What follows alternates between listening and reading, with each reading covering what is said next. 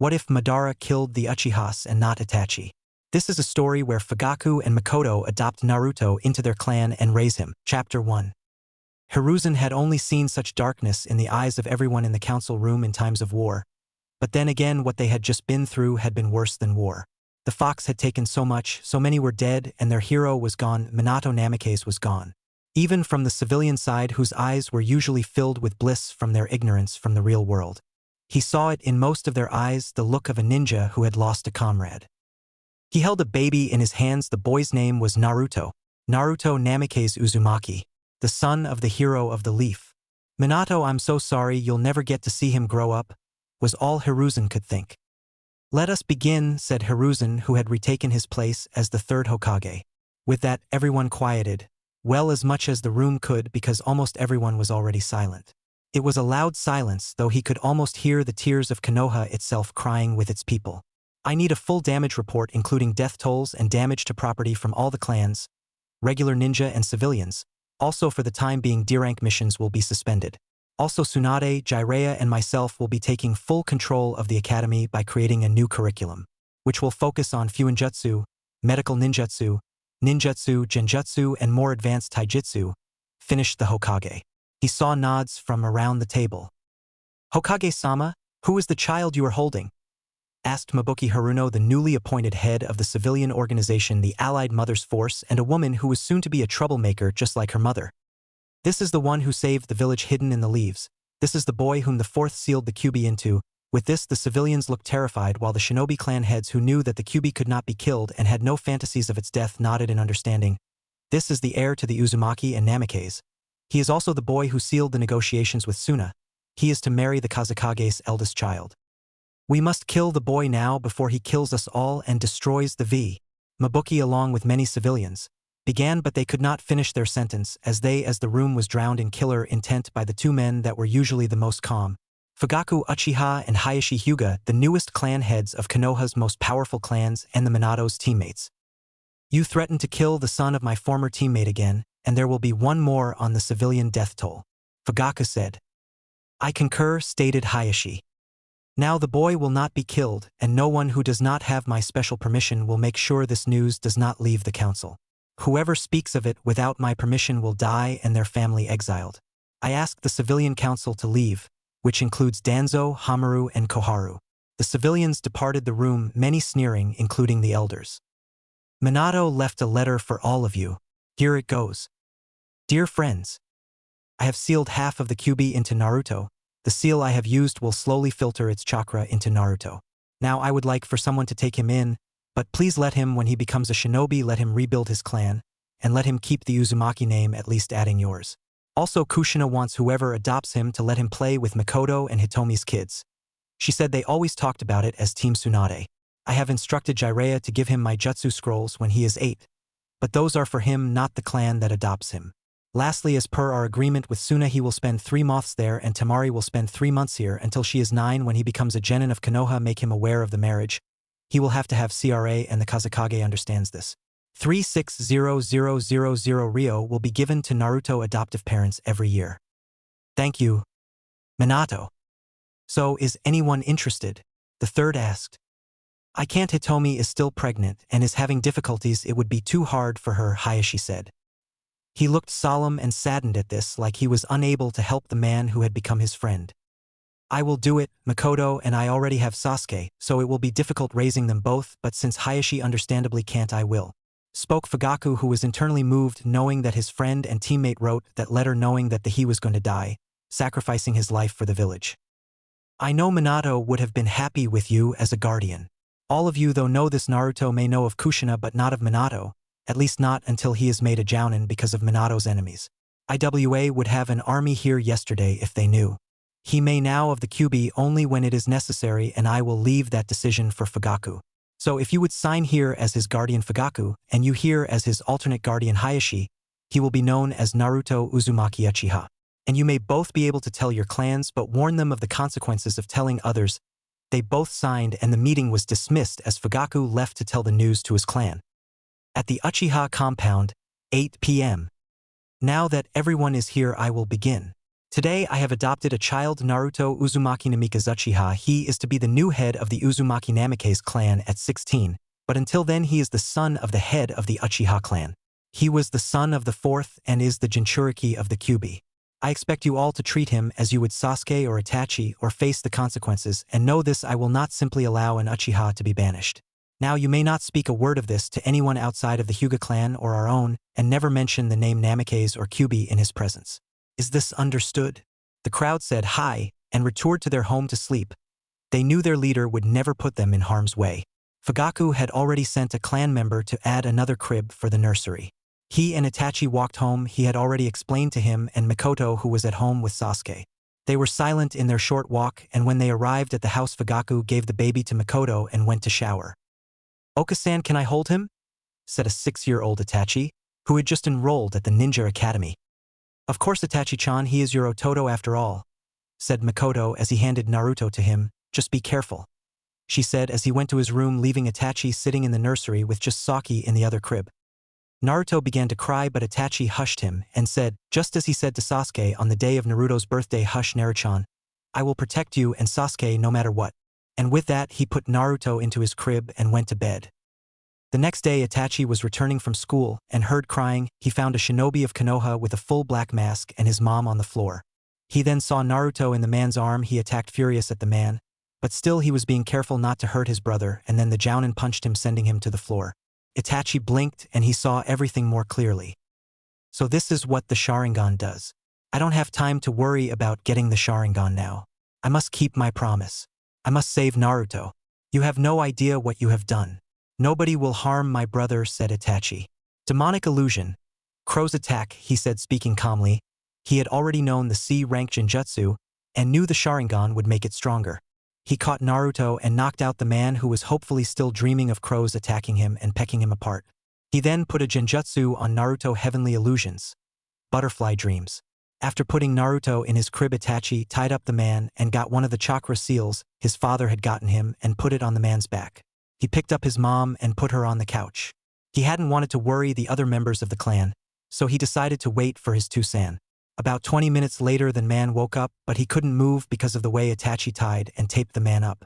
Fugaku came home and Itachi told him what happened. Fugaku called in 2 guards and told them to guard Itachi, Sasuke, Naruto, and the still sleeping Mikoto. He also asked Hayashi if he could send over a guard because the Byakugan was great for long-range surveillance, so if anything happened, the Hyuga guard could get back up without being noticed. He then took the man who tried to kidnap his son to the third. Fugaku, I am sorry for what happened, and I will assign an Umbu guard to trail Itachi and another to watch Sasuke and Naruto. I believe Kakashi and another Umbu will watch the boys but will also do missions, so they'll be on rotation, and Yamato should do to trail Itachi since I don't want him to leave the village just yet. But if this man has a certain seal on his tongue, I believe I may actually be able to end the man responsible for this, said the third, and Fugaku nodded, untaping the man's mouth and telling him to stick out his tongue, which he did. The third saw the seal. Hexagram curse. Concealment revealed. The third said, removing the mark. Who gave you this mission? Danzo, was all the man said. Hiruzen restrained himself from using his famed bloodless killing technique, as he would use this man as evidence, and then told Fugaku there would be a complete council meeting tomorrow. With that, Fugaku went home, checking on Itachi, and told him he was very proud of him for protecting his brother and activating his Sharingan. Tusen, I promised Naruto and Sasuke I would protect them. All I did was keep my promise, said Itachi. His father smiled, never being more proud of anything his son said, and told him to rest. Next morning. Hokage-sama, if I may ask why you have called this council meeting?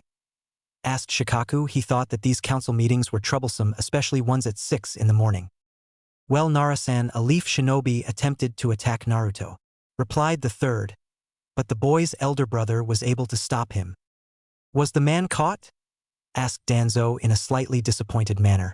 He was rather upset that a 7-year-old stopped a member of his route even with a Sharingan. Unfortunately, no, Danzo-san, replied Fugaku. With that, Danzo gave the slightest smirk. At least the man wasn't foolish enough to be caught, but then again the seal would stop him from talking if he was. No one could break my seal. The meeting was called to order when Koharu arrived. For the first order of business, said Hiruzen before he paused. Several Umbu walked into the room.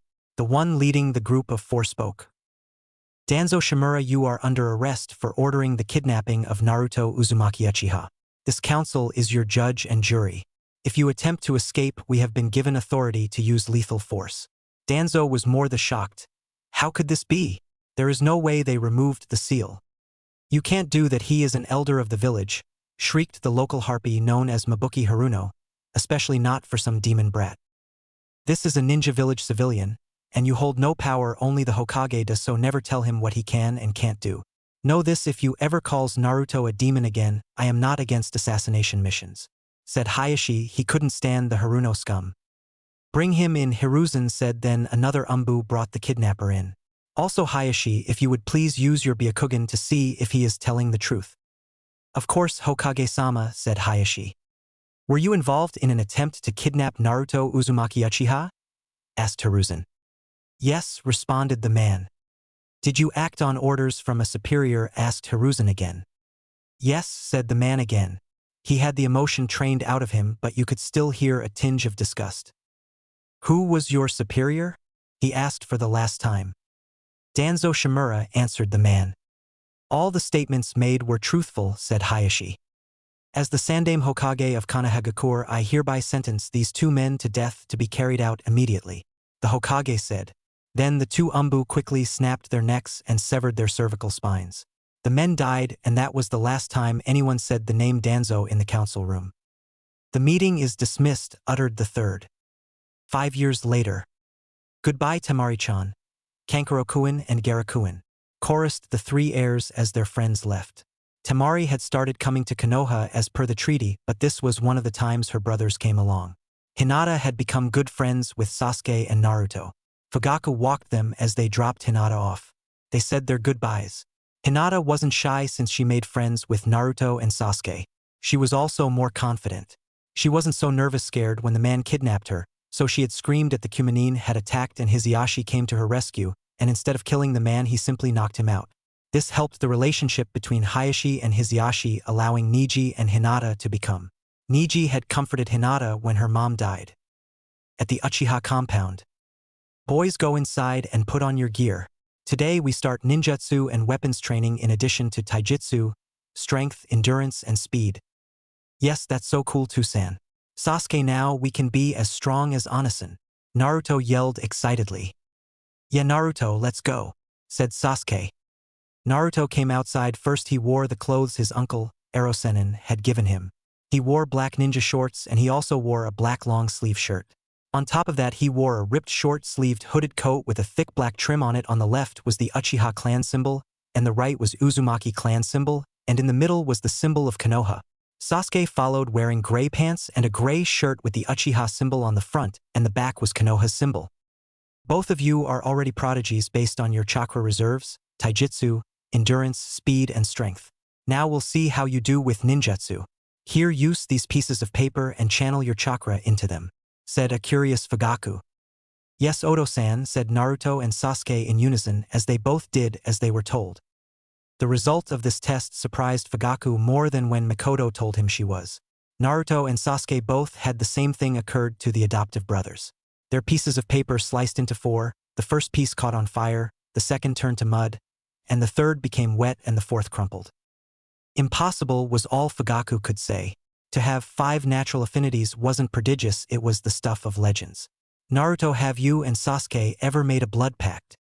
Yes, about trying to be as strong as Itachi. Anasan, Naruto responded in a confused way.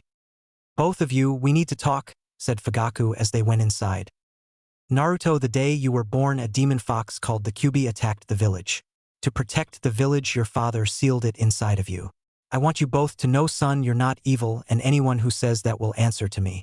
You can't tell anyone outside the clan we talked about this, okay? Both boys nodded. Now we're going to try and talk to the Kyubi, so Sasuke hold Naruto's hand. The boys did as they were told, and then Fugaku said, viewing seal, mirrored glass. The three of them appeared outside a dojo, and then they walked forward into it only to see a girl in a kimono training in kenjutsu. The girl turned and looked at them. It took you guys long enough to find me. I mean, now we can talk about how I changed the dojutsu of Sasuke and Hinata and gave one to Naruto. You're a woman, said Fugaku. Kyubi went on to tell them her name was Kurama and how she was tricked into attacking Konoha by a man with the Sharingan and also how she could see whatever Naruto could see. I remember you saying something about changing their eyes. What was that about? Fugaku asked. That is simple. I enhanced those two dojutsus for Hinata's Byakugan. This is what I did. I call it Byakugan no Kitsune. It enhances the user by allowing them to control chakra flow by using the style on these scroll. Also, it allows complete 360 vision, and it is always on once you activate it for the first time. It is always on though the depth and X-ray vision can be adjusted. It also costs you no chakra. As for Sasuke's Sharingan, it is known as the Universal Mangekyo Sharingan. It is the perfect Sharingan with the powers of EMS with the ability to create things out of thin air and less chakra cost, and it will activate in a couple years when the DNA is finished modifying. As for Naruto, he has the Baijigen. He will be able to seal things without the paper, also use of Yin and Yang chakra, and lastly he can awaken bloodlines as well as copy them, but he can only use one at a time. This means the three of them will be the most powerful shinobi of all time. Fugaku stammered, shocked at what he heard. At that, they left unexpectedly and Fugaku alerted the Hokage and Hayashi. 3 years later, Naruto, Hinata, and Sasuke trained hard with Fugaku, Hiruzen, Hayashi, and Jiraiya. Their new abilities remained a secret from everyone else though. Sasuke and Naruto woke up and rushed out of their room. Today was their first day at the academy. They went downstairs to the breakfast table to have the waffles their mother had prepared. Itachi-san, the boys yelled when they saw their brothers. As a Chunin, he was hardly been there. What do you two think? I would miss my brothers before their first day at the academy, Itachi said, ruffling both of the boys' hair. Thanks Itachi, we have to go now, Naruto said. I'll walk you two there, Itachi said. Yes, Sasuke and Naruto spoke in unison. The boys made their ways to the academy, walking together ahead of their brother. Most of the civilians knew by now not to bother Naruto when he walked with his mother, father, or older brother. Today, though, some of them decided to glare at him anyway. These glares were met by Itachi, who had his 3 Tomo Sharingan activated. The civilians rushed away in fear. The boys walked into the academy after Itachi waved them goodbye. Irika introduced himself and began his lecture. Today we're learning about Konoha's clans. It just so happens that we have someone from almost all major clan, so I'll allow them to introduce their clans to the class. Irika said, well, go in this alphabetical order. I am Aburame Shino, said a boy of normal height. He wore shorts and a coat with a hood he kept down at all times. I am of the Aburame clan. We are known for our use of chakra-devouring Kikaichu bugs in battle. We breed our bugs and they live in our bodies. Shino finished. The civilians of the class had a disgusted look on their face. Those of clans knew of the Aburame prowess and were undisturbed. I am Akimichi Choji, said the boy with spiky, brown hair, and swirl marks on his cheeks. He had a more robust physique like his other members of his clan. We use techniques that enlarge parts of our bodies to attack. My clan is also famous for my father's inclusion in the formation of Ino Shikacho. Choji then looked away sadly as a couple of the civilian girls commented on his size. I am Hyuga Hinata, a member of the Hyuga clan. We are one of the strongest clans of Konoha, known for the Byakugan. We along with the Uchiha hold the only bloodline as well as dojutsu in Konoha, Hinata said in her tight white and purple jacket. She wasn't self-conscious of her development, and so she wore a simple jacket with her clan logo on the back. I am Kiba of the Inuzuka. We are known for our tracking abilities, as well as our dog companions, said the boy who smelled like dogs. He had marks of teeth and a puppy on his head. Some of the civilians talked about how cute the dogs. We use shadows and my dad was in Ino Shikacho, said the Nara boy. He didn't say it in a mysterious way that would take too much energy. He said it in a much more lazy way. That's all, he was lazy. We are of the Uchiha. We are a clan of both shinobi and civilians. We have the dojutsu known as Sharingan, said Sasuke in the ninja garbs he had worn since he was 5. Our clan also helped the Senju found Konoha. Naruto finished for Sasuke, also wearing the same ninja garb. You're not a real Uchiha, you fiend, yelled the Harpian training known as Sakura. Shut up, and that's my last name, you clan less civilian. Naruto didn't usually get mad, and he definitely did not like he loved Tucci and I am from the ramen stand he frequented. But he hated when people said he wasn't a real Uchiha. Ha, and why should I? My mom said, I don't have to respect you. My mom said, I don't have to, screamed Haruno. Then listen to me and silence yourself while we continue our lesson, Sakura, said Irika. Sakura knew better than to argue with her sensei, so she just shut up. Ino finished the lesson, and since it was the first day, Irika dismissed them after lunch. The two boys walked Hinata home and turned toward the compound. The boys just stood at the gate staring out. They were in shock, everyone was dead. They saw Itachi on the floor and ran toward him. "Anasan, what happened?" asked Naruto, sniveling. He and Sasuke had lost all their family. "Madara is alive. He came back to kill us. Don't avenge us, my brothers. Break the curse of hatred, love, don't hate." "Sasuke?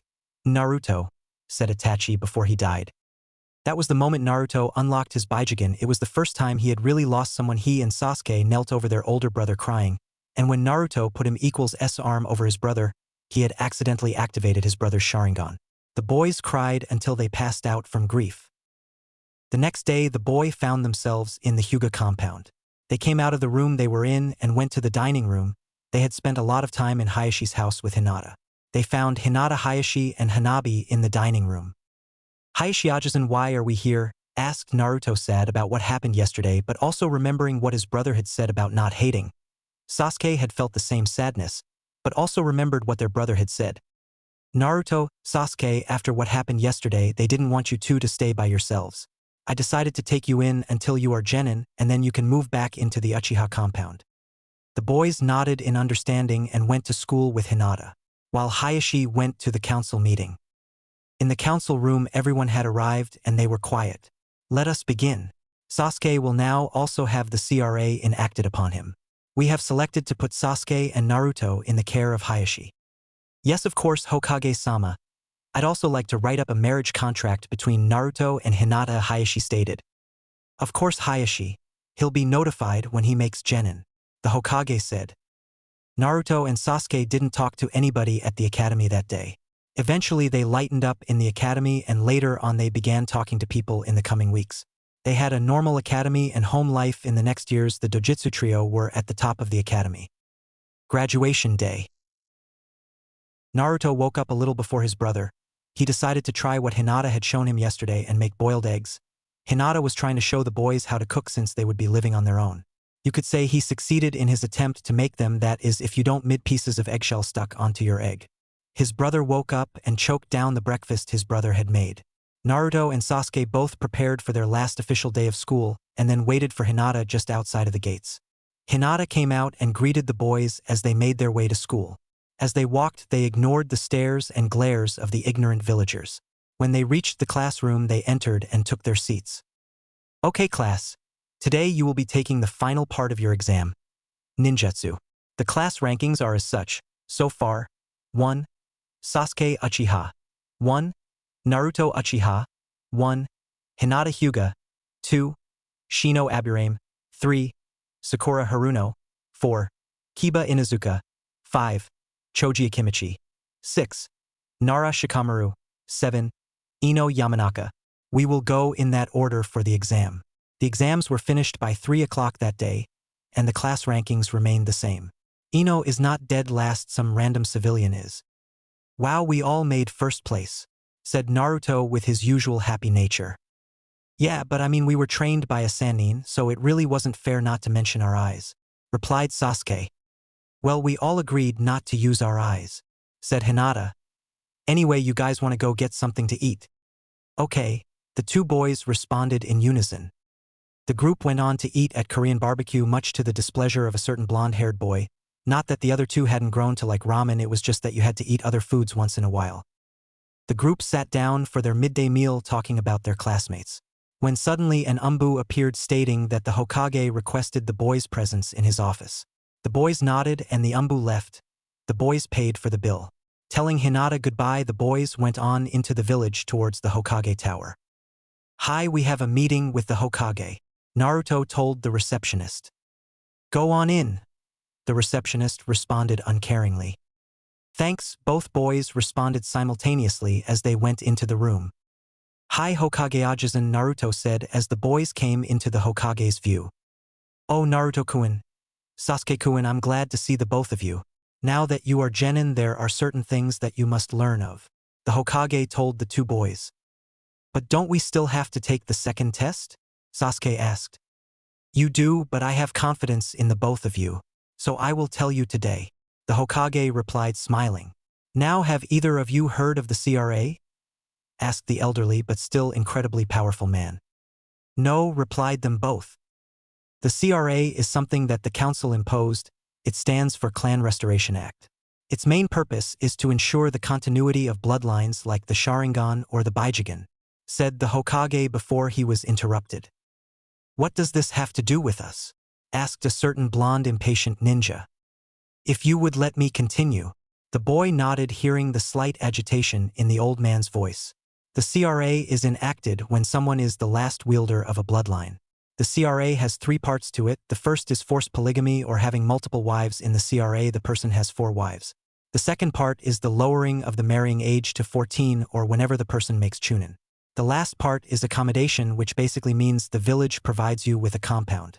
Now there are rules to the CRA as well, such as having to be married to 4 people by 16 or having people selected for you. The next rule is that each wife must have 1 child or be pregnant by her 18th birthday.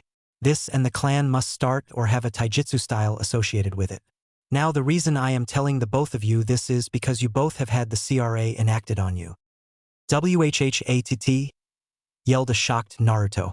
He couldn't believe not only would he have 4 wives by 16, he would have 4 kids by 18, and what if Hinata didn't want to share him? Even though he never said anything he liked her. Even Sasuke knew it. Naruto, you already have 2 engagements, said the Hokage. Who? Asked Naruto, again in a state of shock. I mean, getting married was one thing, but having 2 out of 4 wives already selected for you was a whole other thing. Temari Sabuko and Hinata Hyuga. The Hokage responded. He understood the boy's hysteria. This was a lot to take in. I am marrying Hinata-chan. I wonder if she knows, Naruto thought. No, she probably doesn't, and Temari-chan, to that explains why I always went to Suna and she always came here. But I haven't seen her in about 5 years. I wonder how she has changed. Hokage Ajisen, I was wondering. Where will Naruto be living for his clan compound? Asked the raven-haired boy. He was worried about his brother moving. He was all he had left. Well, Sasuke, I have decided to split the Uchiha compound between the new Uchiha clan and the Uzumaki clan, said Hiruzen, smiling. He didn't want to split the boys too far apart. Awesome, our clans will be next to each other. Naruto exclaimed. It was comforting to know he and his brother would go through this together. Well, looks like he will always be right next door, thought Sasuke in relief. He wasn't losing his brother. Oh, I forgot. Congratulations to both of you for passing your test. And also I made a few changes to the compound, so I hope you'll be happy now. Go get some dinner and go home. I had your stuff moved this morning and decorated both of the main houses already. The Hokage continued. That will be all. The boys left and had dinner with the Hyuga one more time. They agreed not to discuss anything with Hinata just yet. After dinner, the boys walked to the place where their lives had changed. Neither of them ever visited the place. It would be too sad. Naruto swiped his blood over the gate, activating the blood seals Hiruzen had placed. The boys were shocked. There was one road in the middle. The long lines of interconnected homes in the back were 2 meeting houses, 1 for each clan. At the front were 2 houses in front of each row of homes. They were the clan heads' houses. The left was the Uzumaki and the right was the Uchiha. It was so different, and both of the boys were glad of that. It did not remind them of that event. The boys moved to their separate homes, getting ready for the team assignments the next mornings. In the council room. As you all know, we'll be assigning teams today. Know who wants to give their suggestions first? The aging Kage asked. A medium-sized man with wild but slightly spiky hair moved forward. The man wore his headband down over left eye and a mask over the bottom of his face. The Cyclops ninja was none other Kakashi Hatake, or Kakashi of the Sharingan. He was now the only person to still have the normal Sharingan. Hokage-sama, I have an idea for a team, one that I believe will one day surpass even the Sannin. I propose a team of myself, Naruto Uzumaki Uchiha, Sasuke Uchiha, and Hyuga Hinata. Hokage-sama, with all due respect, that would create a power vacuum among the teams, said the tall, beautiful woman with the piercing red eyes who was a first-time Jounin sensei. I agree, Kurenai. What do you have to say to that, Kakashi? They already have perfect teamwork, not to mention that Hinata's new Jukin would be wasted on the tracking team Kurenai wants to form. Also, we would have a close range, a close to mid-range, and a mid to long range. It is the perfect team. At the Uchiha and Uzumaki compound. Are you ready? Naruto questioned his brother before they made the last of their daily to the academy. You know I am. I can't wait to see what team I am on and what sensei I have. Let's go, replied Sasuke, eagerly awaiting his future as a ninja. The boys walked to the academy. They were beyond exited. They took their seats and saved the chair at the end of the row for Hinata. She walked into the room and took her seat next to Naruto. Then, in the midst of all the yelling going on around them, the most unexpected thing that could have happened. "Hinata-chan, I was wondering, well, I like you, so I was wondering if you wanted to go on a date with me?" asked the nervous Naruto. He was worried because even if they were going to get married, what if she didn't really like him? The girl paused not because she had to think of the answer she would give him, but because she was in shock. She liked Naruto, but she never believed the boy would reciprocate. "Yes, Naruto, I would love to," responded to Naruto and also Sasuke, who knew he would have to listen to his brother's sorrow if she said no. It would also have added a certain awkwardness to their friendship. "Well, I'll pick you up around 7:30 tonight at the compounded," said Naruto, smiling at the blushing girl. Just as Hinata was going to respond, Irika walked into the room. "Hello, class, or should I say future shinobi of Konohagakure. Today you will be assigned to teams. That Hokage-sama assigned himself based on your strengths and weaknesses. Team 1, Team 7 Jounin-sensei will be Kakashi Hitaki, and the genin will be Sasuke, Uchiha, Naruto, Uzumaki, and..." At that moment, all the girls began praying to be selected to this team, Naruto and Sasuke fangirls alike. Hinata desperately wanted to be on a team with her two friends, and she didn't want someone to steal Naruto from her. A certain girl of Konoha's Harpy clan thought that she would put up with the fake Uchiha who her mother said was a demon if it meant she could be with her Sasuke-kun. Sack Hinata Hyuga. Irika chided to himself if there was one student he couldn't stand, it was Haruno Sakura. He prayed for Kiba and Shino. "Liar, I must be on the team with Sasuke-kun," said the pink-haired girl. "Sorry, but these are the teams chosen by Hokage-sama," the Chunin said. Team 8 Kiba Inuzuka, Aburame Shino and Haruno Sakura, and your sensei will be Kurenai Yuhi. "Just my luck, bug boy and dog breath," thought Sakura. Irika went on. Team 10 Ino Yamanaka, Nara Shikamaru and Akimichi Choji, and your sensei will be Sarutobi Asuma. "Those are all the teams, so I'll be leaving. Your sensei should arrive soon." Irika finished and left the room. Jounin sensei entered the room, leaving with their students one by one until just Team 7 was left. They sat as the hands on the clock turned at what seemed like half speed. Then Naruto decided that now would be a good time to test his Byakugan fighting style against the Jukin. Naruto wanted to learn the Jukin, but the Hyuga elders would never allow it, so instead he began working with some of his mother's taijutsu scrolls of the Uzumaki fighting style. He tried turning the art known as Yuzu no Mai, or Dance of the Vortex.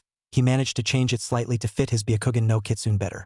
He had also learned how to improve his clan's native Kenjutsu style, Kazetsufu no Ha, by hitting the points of the body with the lowest amount of chakra, so even a small cut would be more painful. The other two told him that they should just wait for his sensei, and Naruto agreed, so he used his Baijigen to place a little electric pulse seal that would shock the next person who touched.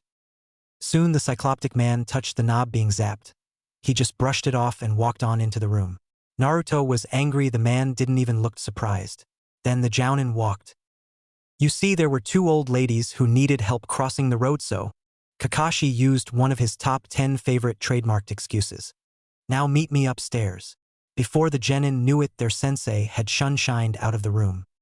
The three heirs walked up the stairs to the roof of the academy, and then sat on the bench in front of their sensei, who was leaning on the railing.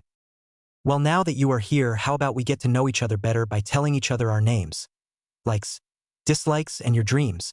started Kakashi, wondering about the trio that would be his students. Well, that was if they passed the test. "Why don't you go first, sensei?" Sasuke told Kakashi, trying to get to know more about the man. "Fine. My name is Kakashi Hitaki. My likes? Well, they really of your concern. My dislikes? Again, not really your concern either.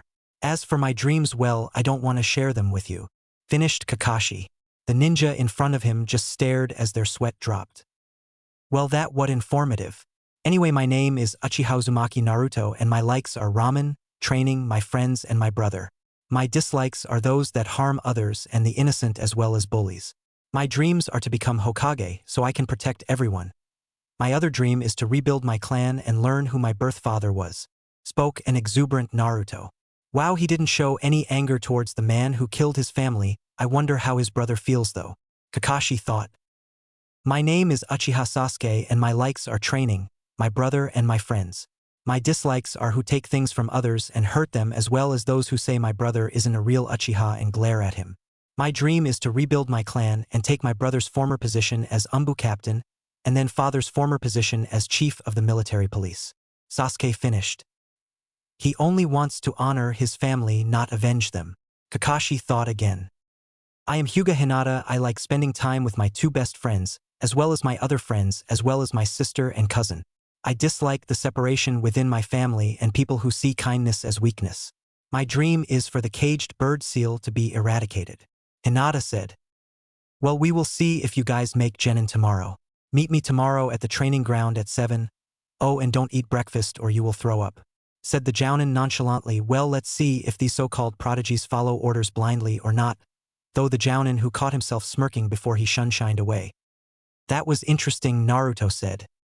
You can say that again, concurred Sasuke as they walked on. The trio now known as Team 7 ate lunch after running into Team 10. The boys then dropped Hinata off, reminding her to eat breakfast. Naruto told Hinata he would pick her up at 7:30. The boys then left to train at their compound. Naruto was genuinely concerned about his first date. He took a shower having just trained. He then selected some of his more fancy civilian attire. He thought about where he was going to take her, realizing that he hadn't even considered it. He decided on a new sushi place. Naruto stood and gulped just outside of where he could be seen from the Hyuga compound, which was pretty far considering the range of the Byakugan. He then continued, finally making it to the gate. When he approached the gate, he found a single guard. Naruto-sama, the branch member said. They began calling him that after he moved in with the main family. Lord Hayashi wanted to speak to you before your date with Hinata-sama. Naruto nodded, not trusting his voice. If there was one person that scared him, it was Hayashi. In his time with the Hyuga, he had seen the man go from kind to terrifying, and now he wanted to meet with him.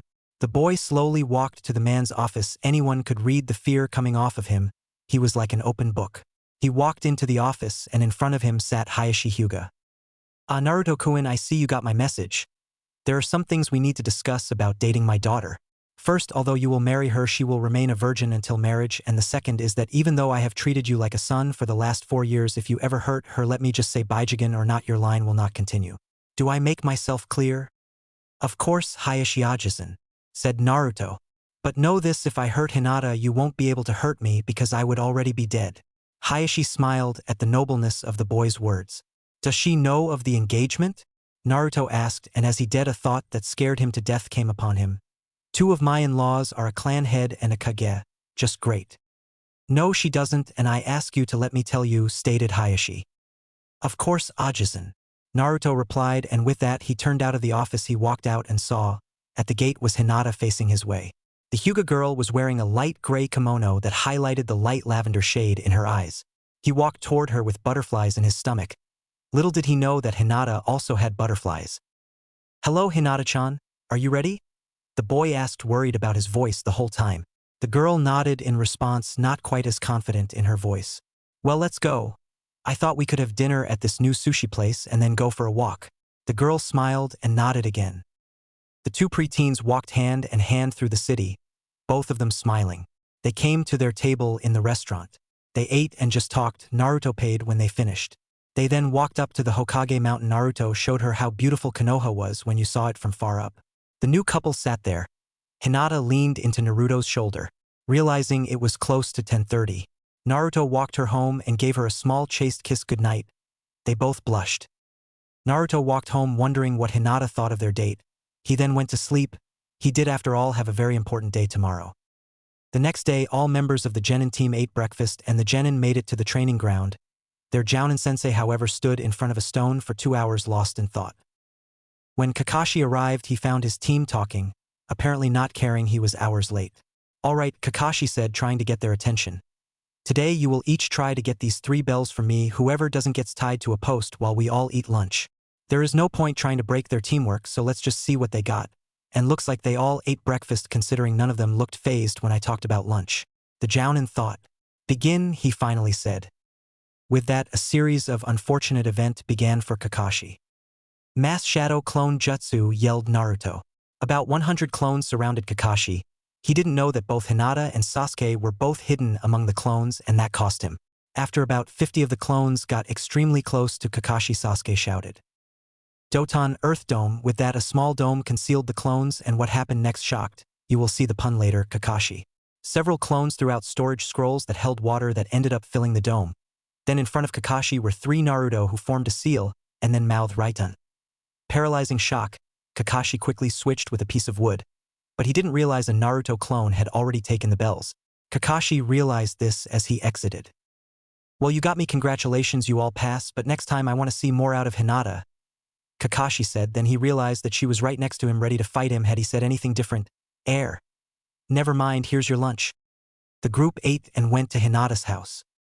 Kakashi went to the meeting with the Hokage. Team 1 fail, said a Jounin, obviously not happy. This trend continued until it was Kakashi. Team 7 passed the improvised bell test by taking the bell test.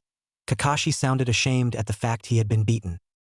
Team 8 passed, said Kurenai. Team 10 passed, said Asuma, who actually didn't give his team a test. The next 4 months went by quickly for Team 7. They completed 15D ranks and 5C ranks. That was until the day they got the wave mission. Hinata and Naruto grew closer. They kissed in the open and went to dinner often. Sasuke and Ino started a relationship. That was once Ino got out of her fangirlness.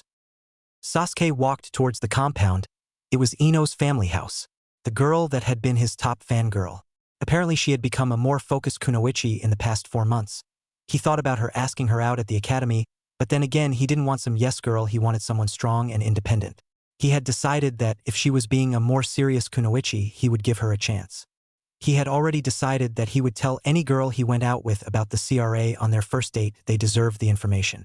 He finally came to the door and knocked. Ino opened the door. "Sasuke-kun," yelled an overly excited Ino. "Wait, he only started to like me because I stopped being a fangirl," thought Ino. "Where are we going for our date, Sasuke-kun?" The girl questioned, trying to sound more mature. "Well, I guess she hasn't completely grown out of being a fangirl, but the more we hang out it should go away," thought the young boy. The two teens wore their best clothes. Ino wore a purple silk kimono with a white lotus pattern. Sasuke wore a black kimono with black trim and 3 red tomo on the back. "I figured we could go to this sushi place my brother told me about. That is, if you like sushi," Sasuke responded to the girl. Naruto said Hinata liked the place, so it sounded good to him. "That sounds great," the girl responded. They began to walk toward the restaurant, taking in the all too familiar sights of Konoha. They were about halfway to the restaurant when Sasuke decided to break the silence that stood between them. "So, Ino-chan, what is it like to be on Team 10 with Asuma-sensei?" asked Sasuke. It was strange, he found himself nervous. This was unknown territory for him. Being on a date. Ino, listening to his question, did not fail to notice the addition of Chan to her name once again. "Well, Shikamaru is lazy as ever, but he does sometimes get serious on mission. Choji still eats all the time, and Asuma-sensei isn't that bad, but he usually just plays shogi with Shikamaru." "What about your team, how are they?" asked the girl, stopping herself from rambling. "Naruto and Hinata. Well, one of them is my brother and the other has been since forever, so it's great spending time with them. Kakashi-sensei is always late, but he always takes missions seriously, especially the C-rank ones." "Has your team done any C-rank missions?" asked the boy, trying to learn more about the girl who one day might become his wife. "No, not yet, but sensei says we should be going on one next week." Ino replied, a little ashamed. She knew Sasuke's team had already completed 5 C ranks. "I'm sure you'll do great." Sasuke wasn't usually the comforting type, but he could hear the doubt in the girl. Just as Ino was going to respond, Konoha's resident mythological creature showed up. "Sasuke-kun, what are you doing with Ino Pig?" screeched the thing that most people called Sakura. "If you must know, Sakura-san, Ino-chan and I are on a date, and I would like it very much if you would leave us alone," and refrained from calling her a pig, replied Sasuke. Sure, Ino and he were only on their first date, but that didn't mean he would stand for someone calling her a pig, especially someone whose forehead was the size of a piglet. "He is on a date with that pig," thought outer Sakura. "That bitch stole our man," and her screamed inner Sakura. "Yeah, you're right. Sasuke must be mine. I won't let Ino Pig have him." "Damn right I am, and no we won't." Then as Sakura came out of the trance that occurred when she talked to her true personality, she found Sasuke and Ino gone, and she skulked away, fuming about how she got away. "Well, that was a close one. Thank Kami we are finally here," said Sasuke under his breath. Sure, Ino was bad, but Sakura. As they walked into the restaurant, Sasuke asked the Mardeti, "May we have a table for 2? The short, bald man nodded and led the blossoming couple toward the table that would be theirs for the night. Sasuke pulled out Ino's chair and then proceeded to sit down. Ino walked around the place. The decorum was nice. There were paintings of forests and flowers. There were even a couple of bonsai. "Hello, are you ready to order?" asked the server, who was a teenage boy a little older than the two. Yes, I'll have the tamaki, replied Sasuke. The cone-shaped sushi was something Hinata introduced him to. It was a safe bet to call him addicted. Not as bad as Naruto and ramen, but pretty bad. I'll have the gunkan maki, continued Ino. She was never a big fan of sushi until she tried that dish which she loved almost more than any other. Their food came and they began eating. They continued talking until they finished their meal, at which point they left, and as Sasuke walked Ino home, he brought up the CRA. So Ino, I think there is something I have to tell you, considering that I had a great time and really want to see you again. You see, the council created something called the CRA. It makes it so I have to have 4 wives. The boy began. He saw the shock already building on Ino's face. And each has to have a child by the time they are 18. I don't know how you feel, but I didn't want to keep this from you. Finished Sasuke. It came out rushed, but at least he got it out. He has to have 4 wives and I'd have to have a child by 18. Is he joking? No, he doesn't joke. I know him well enough to know better than that. Naruto is pretty much enough comedic release for that trio. I really like him, but can I share him? At least I'd have people going through this with me. What do I say? The platinum-haired girl thought. Well, Sasuke, I have liked you for a long time, but I need to think about this. Okay, said Ino hesitantly. She didn't want to lose her shot at Sasuke. Of course, Ino-chan, I would be worried if you didn't time. Besides, it isn't like we would be getting married tomorrow. He said this as the couple came to the door. Sasuke smiled at Ino and kissed her on the cheek, and she blushed. Sasuke kissed me, she thought. They said their goodbyes and Ino went inside. Sasuke went home to think about the date. Team 7. A man has submitted a simple escort and guard mission, but considering the instability of the country that he is going to, Wave Country, I am worried about surprises. Unfortunately, I cannot afford to send a team of Chunin on this mission. So I have decided that you are the best option for this, said the third. He was genuinely concerned about sending any other genin team on this mission, but Team Dojutsu wasn't the average team of genin. Of course, Hokage-sama, we will do our best to reach your expectations, responded Sasuke, not wanting his younger brother to embarrass the team. I hope so, Sasuke-kun, the Kage said. Then he said slightly louder, you can send in Tazuna-san now. With that, the doors opens and a man whose sake-filled breath could be smelled from Water Country stumbled into the room. He then spoke. These are the brats that are supposed to protect me. The blonde one looks goofy. That guy, I mean, how he can see with one eye, stuttered the drunken old man who was the only hope for his country. Sir, I can assure you that my team will protect you, replied Kakashi. When their sensei finished, Sasuke waited for his brother's snide remarks, but they never came. He looked over to Naruto and Hinata, expecting to see them holding hand, but instead he found them an arm's length apart. He thought, I wondered what Naruto did now. I better talk to Hinata. I want all of you to pack for a 3-week mission, Kakashi said, interrupting Sasuke's thoughts, and the cycloptic man left. Naruto, would you mind packing for me? I have to do something before we leave, asked Sasuke. Naruto nodded and left. As Naruto was out of sight, Sasuke caught up to Hinata. Hinata-chan, I know it isn't my business, but why are you mad at Naruto? Questioned Sasuke. Hinata responded, well, last night. Flashback. Hinata and Hanabi sat in the former's room. They were pressing flowers. It was what they always did after training. It reminded her of times when she was young and would do this with her mother. Hinata-sama, your father requests your presence, said the branch member who stood at the doorway of the large room. Thank you, Naidoma-san, and Hanabi, keep pressing. I'll be back soon, said the lavender-eyed girl. She then walked to her father's office. When she arrived, she took the seat in front of him. Hinata-chan, there is something we need to talk about, but you must promise not to interrupt me. The girl nodded, wondering why her father would have her promise that, Hinata, you are betrothed to Naruto, and not only that, but Naruto must take 4 wives. Hinata was starting to get the whole no interrupting thing. Also, you must bear a child by your 18th birthday. The man finished with a sigh, worried about his daughter's response. This was a lot to take in. Flashback. So you are mad because you have to marry Naruto? Sasuke asked. He honestly never thought this would have been Hinata's reaction.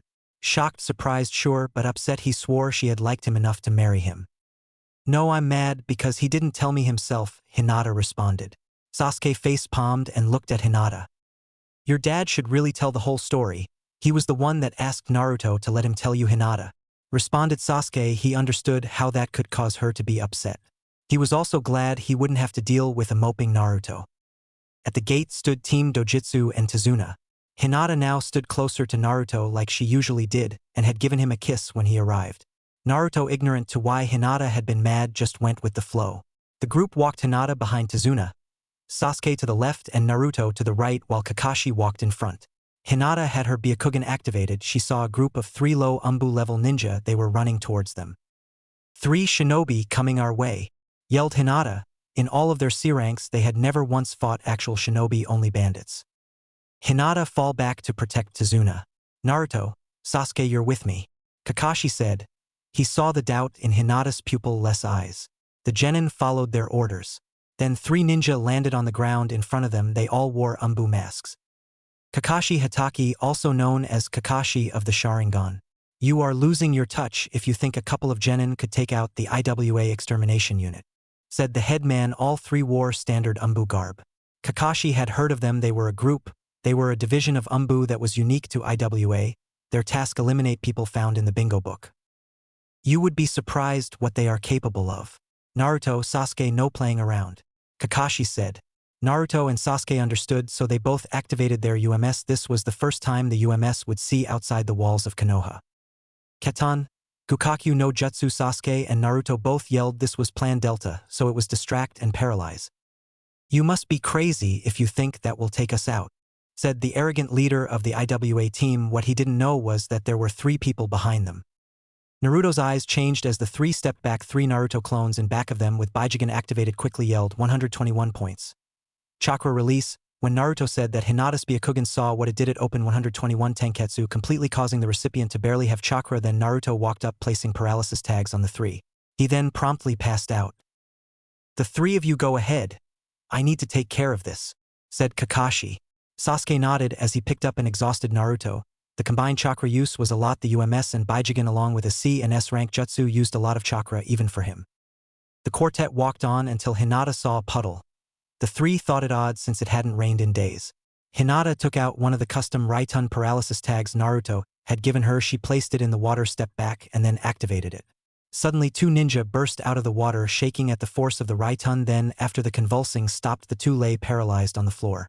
Then Kakashi jumped out of the tree beside them. Sometimes I wish you guys weren't so efficient. I wanted to see who these 2, the demon brothers, were going for, Kakashi said. 5 ninja in one day, definitely not a C rank. It was me. You see, in Wave Country a man named Gato has taken over. I'm building the bridge, so he can't control the economy anymore. I knew he would send ninja, but this was all the money my countrymen had and we still couldn't get a B rank. I'll understand if you want to leave. I just hope they leave me in one piece for my daughter and grandson, said Tazuna, playing for sympathy. Don't try for sympathy, we won't give you any. But the Hokage gave my team this mission because he thought there was something fishy going on. This team is the most powerful genin team in the village, so you're in luck, Kakashi said. Thanks. Now let's keep going. I need to hurry and finish this bridge, said Tazuna. The group walked on. Hinata's Byakugan saw 2 ninja. One had the same power as Kakashi. You 2 can come out now, yelled Hinata to the rest of the group's surprise. Out of the bushes jumped 2 ninja. One was tall and noticeably muscular. He had pale skin, short spiky black hair, brown eyes, and small eyebrows. He had bandages like a mask over the bottom half of his face. The ninja on his left had long black hair, pale skin, a slender frame, and was also quite short. She wore an Umbu mask. Zabuza Momochi, demon of the mist, A-rank missing nin of Kirihagakure, wanted for treason against the Mizukage, said Kakashi. The man before them was dangerous, not to mention the added threat of the girl in the hunter nin mask. Kakashi of the Sharingan, it is an honor that you know my name. You were a kill on sight in the bingo book when I was one of the 7 swordsmen. But why don't you and the kids step aside while we kill the old man, said Zabuza. Kakashi threw 3 kunai at Zabuza. They all missed. What the target didn't see was the inscriptions on the kunai. Naruto had given his whole team these kunai. They were the parts of the 3-point paralysis seal jutsu. Zabuza was now completely immobilized. How did you do that? Thought the trapped Zabuza.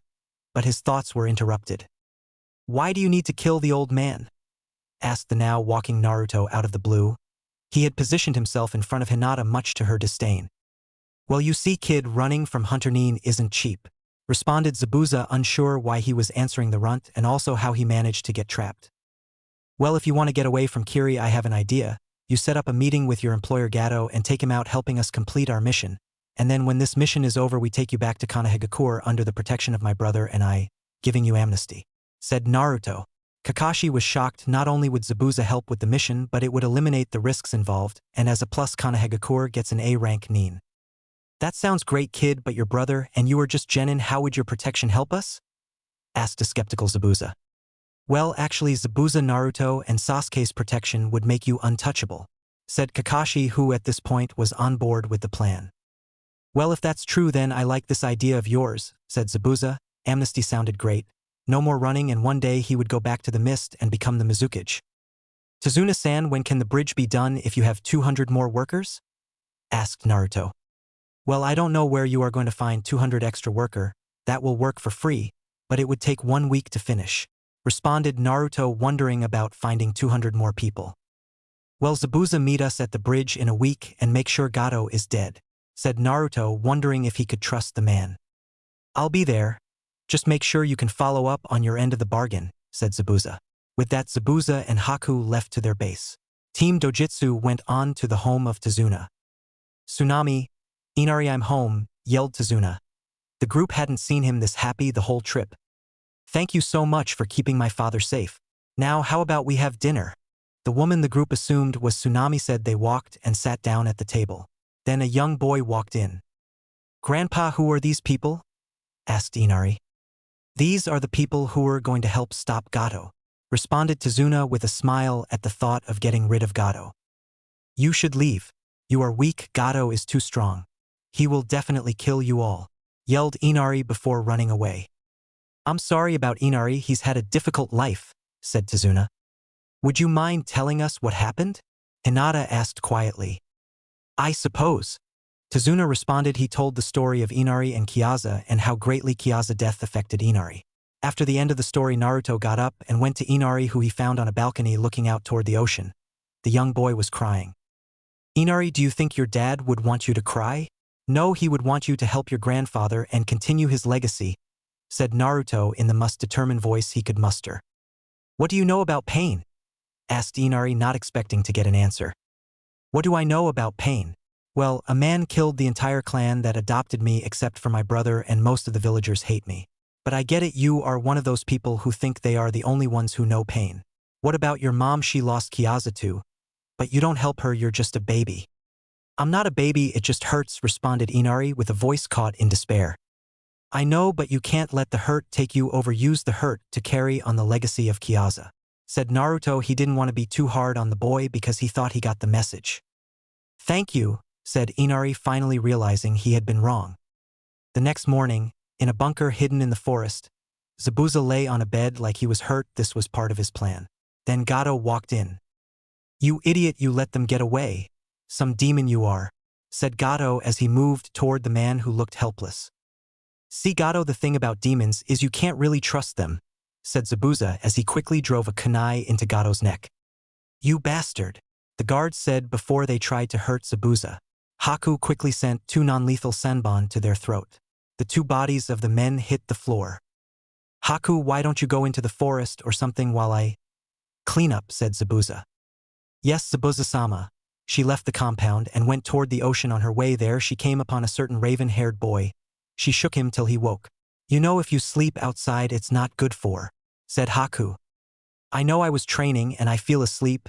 And by the way, I never got your name the other day, replied Sasuke. My name is Haku, said Haku. Well, it is nice to meet you, Haku. I have a question for you though. How did you come to be with Zabuza? Asked Sasuke. He was genuinely interested in how such a pretty girl ended up with a missing nin. Haku told her story of how her father killed her mother and how Zabuza found her and gave her purpose. Sasuke gave his story of his family's death. They then kind of just sat there for a while. Sasuke, it was nice talking to you, but I have to go back to Zabuza-sama, said Haku. Okay, Haku. But before you go, I was wondering, would you like to go on a date when we go back home? Sasuke couldn't believe he asked a girl he just met on a date. Okay, Sasuke, replied Haku before she left. As soon as she was turned around, a light blush appeared. She stepped back into the hideaway and told Zabuza about her meeting, leaving out the date, of course.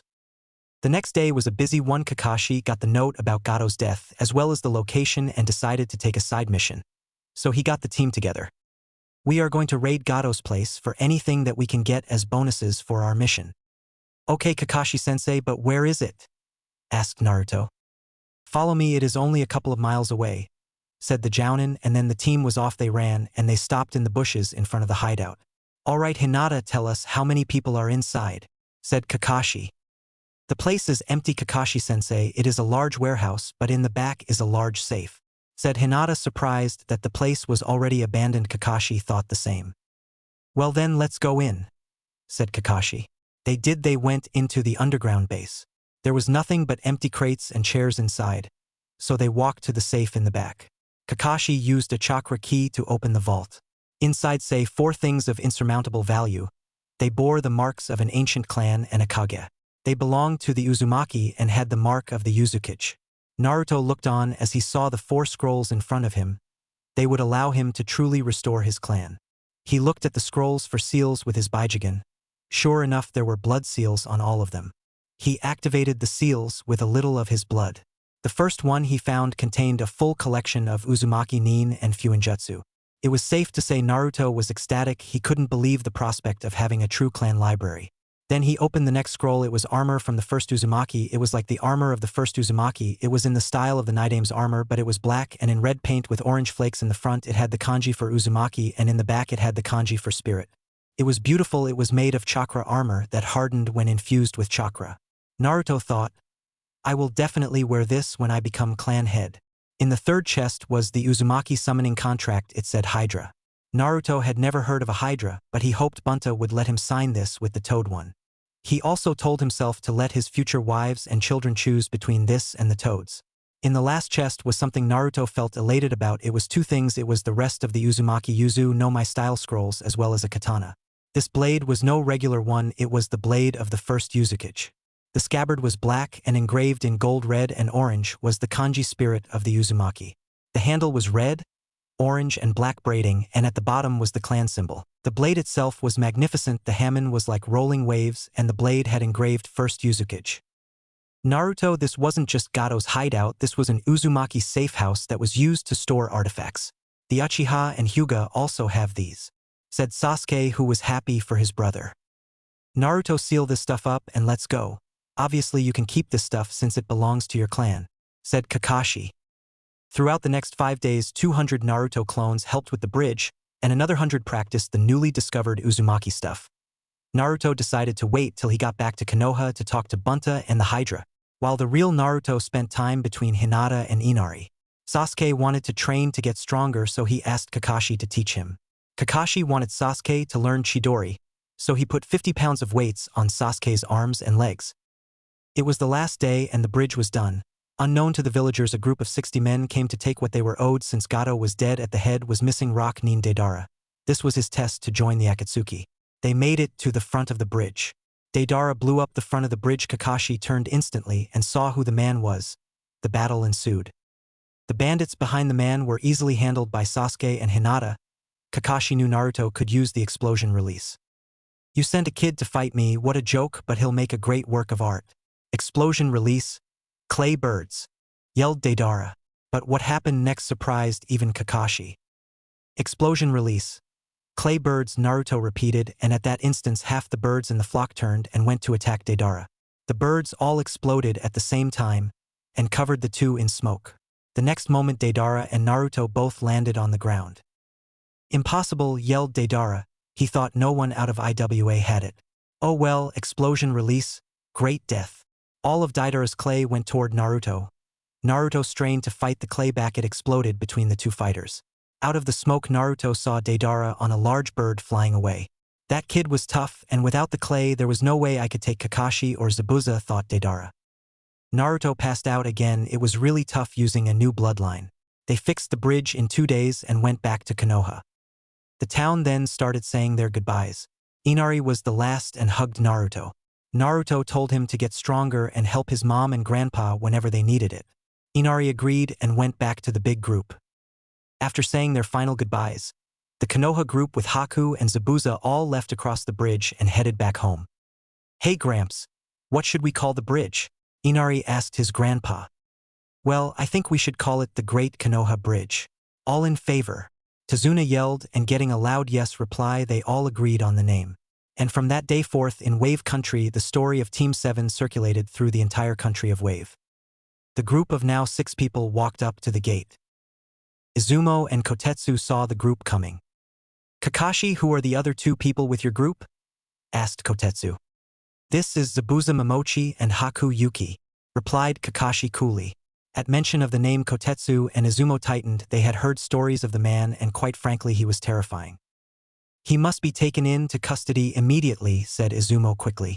Just as Naruto was about to reply, he was shocked to hear Sasuke speak first. That will not be necessary. Zabuza Momochi and Haku Yuki are under the protection of the Uzumaki and Uchiha clans, said Sasuke. The Chunin looked at Kakashi, who simply nodded.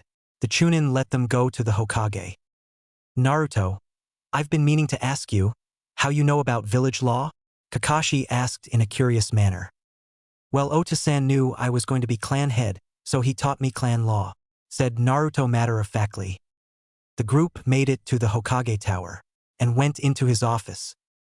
Hokage-sama, our mission was a success, but in regards to others present, Naruto and I request asylum for Zabuza Momochi and Haku Yuki, said Sasuke in an official way. To gain asylum one must be interrogated, so that is unavoidable. After that they will be tested for the current level of skill, after which they will become shinobi. For now though they will need somewhere to live. The Hokage responded. He actually couldn't wait to hear how all of this came to be from Kakashi later. Thank you for your acceptance, Hokage-sama, said Zabuza and Haku in a very respectful tone. Also we can provide housing, said Naruto. That will be acceptable. Snake Badger Tiger ID, you could take Ibiki-san, the Hokage said. The Umbu took the pair to Ibiki. Kakashi, here is the paperwork you asked for, the Hokage said. Thank you, Hokage-sama. Here you go. Fill these out and go to room 301 2 days from now. It's for the Chunin exams. You are dismissed.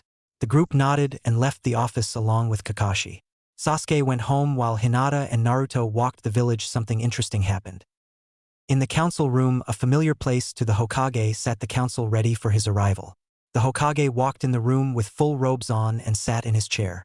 I am here to inform you of the arrival of 2 people into the village who request amnesty, said the Hokage. He hated these protocol as it forced him to meet with the council, and somehow they always brought up Naruto. Their names are Zabuza Momochi and Haku Yuki. Now let's get this over with. Who votes in?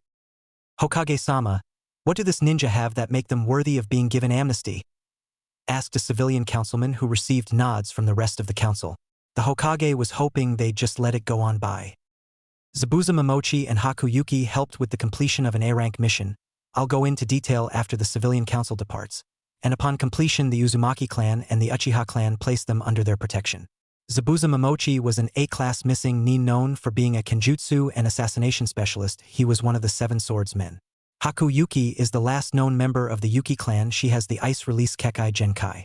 So no, would you please vote? Said the Hokage, tired of explaining. 75% voted for their admission, and when the Hokage was about to dismiss the civilian council, when one of them decided to speak. Hokage, we request that the KY. He received glares and corrected himself. Naruto Uzumaki be barred from the Chunin exams. The Hokage was pissed but responded. Your request is denied. Now all civilians get out, said the angry village leader.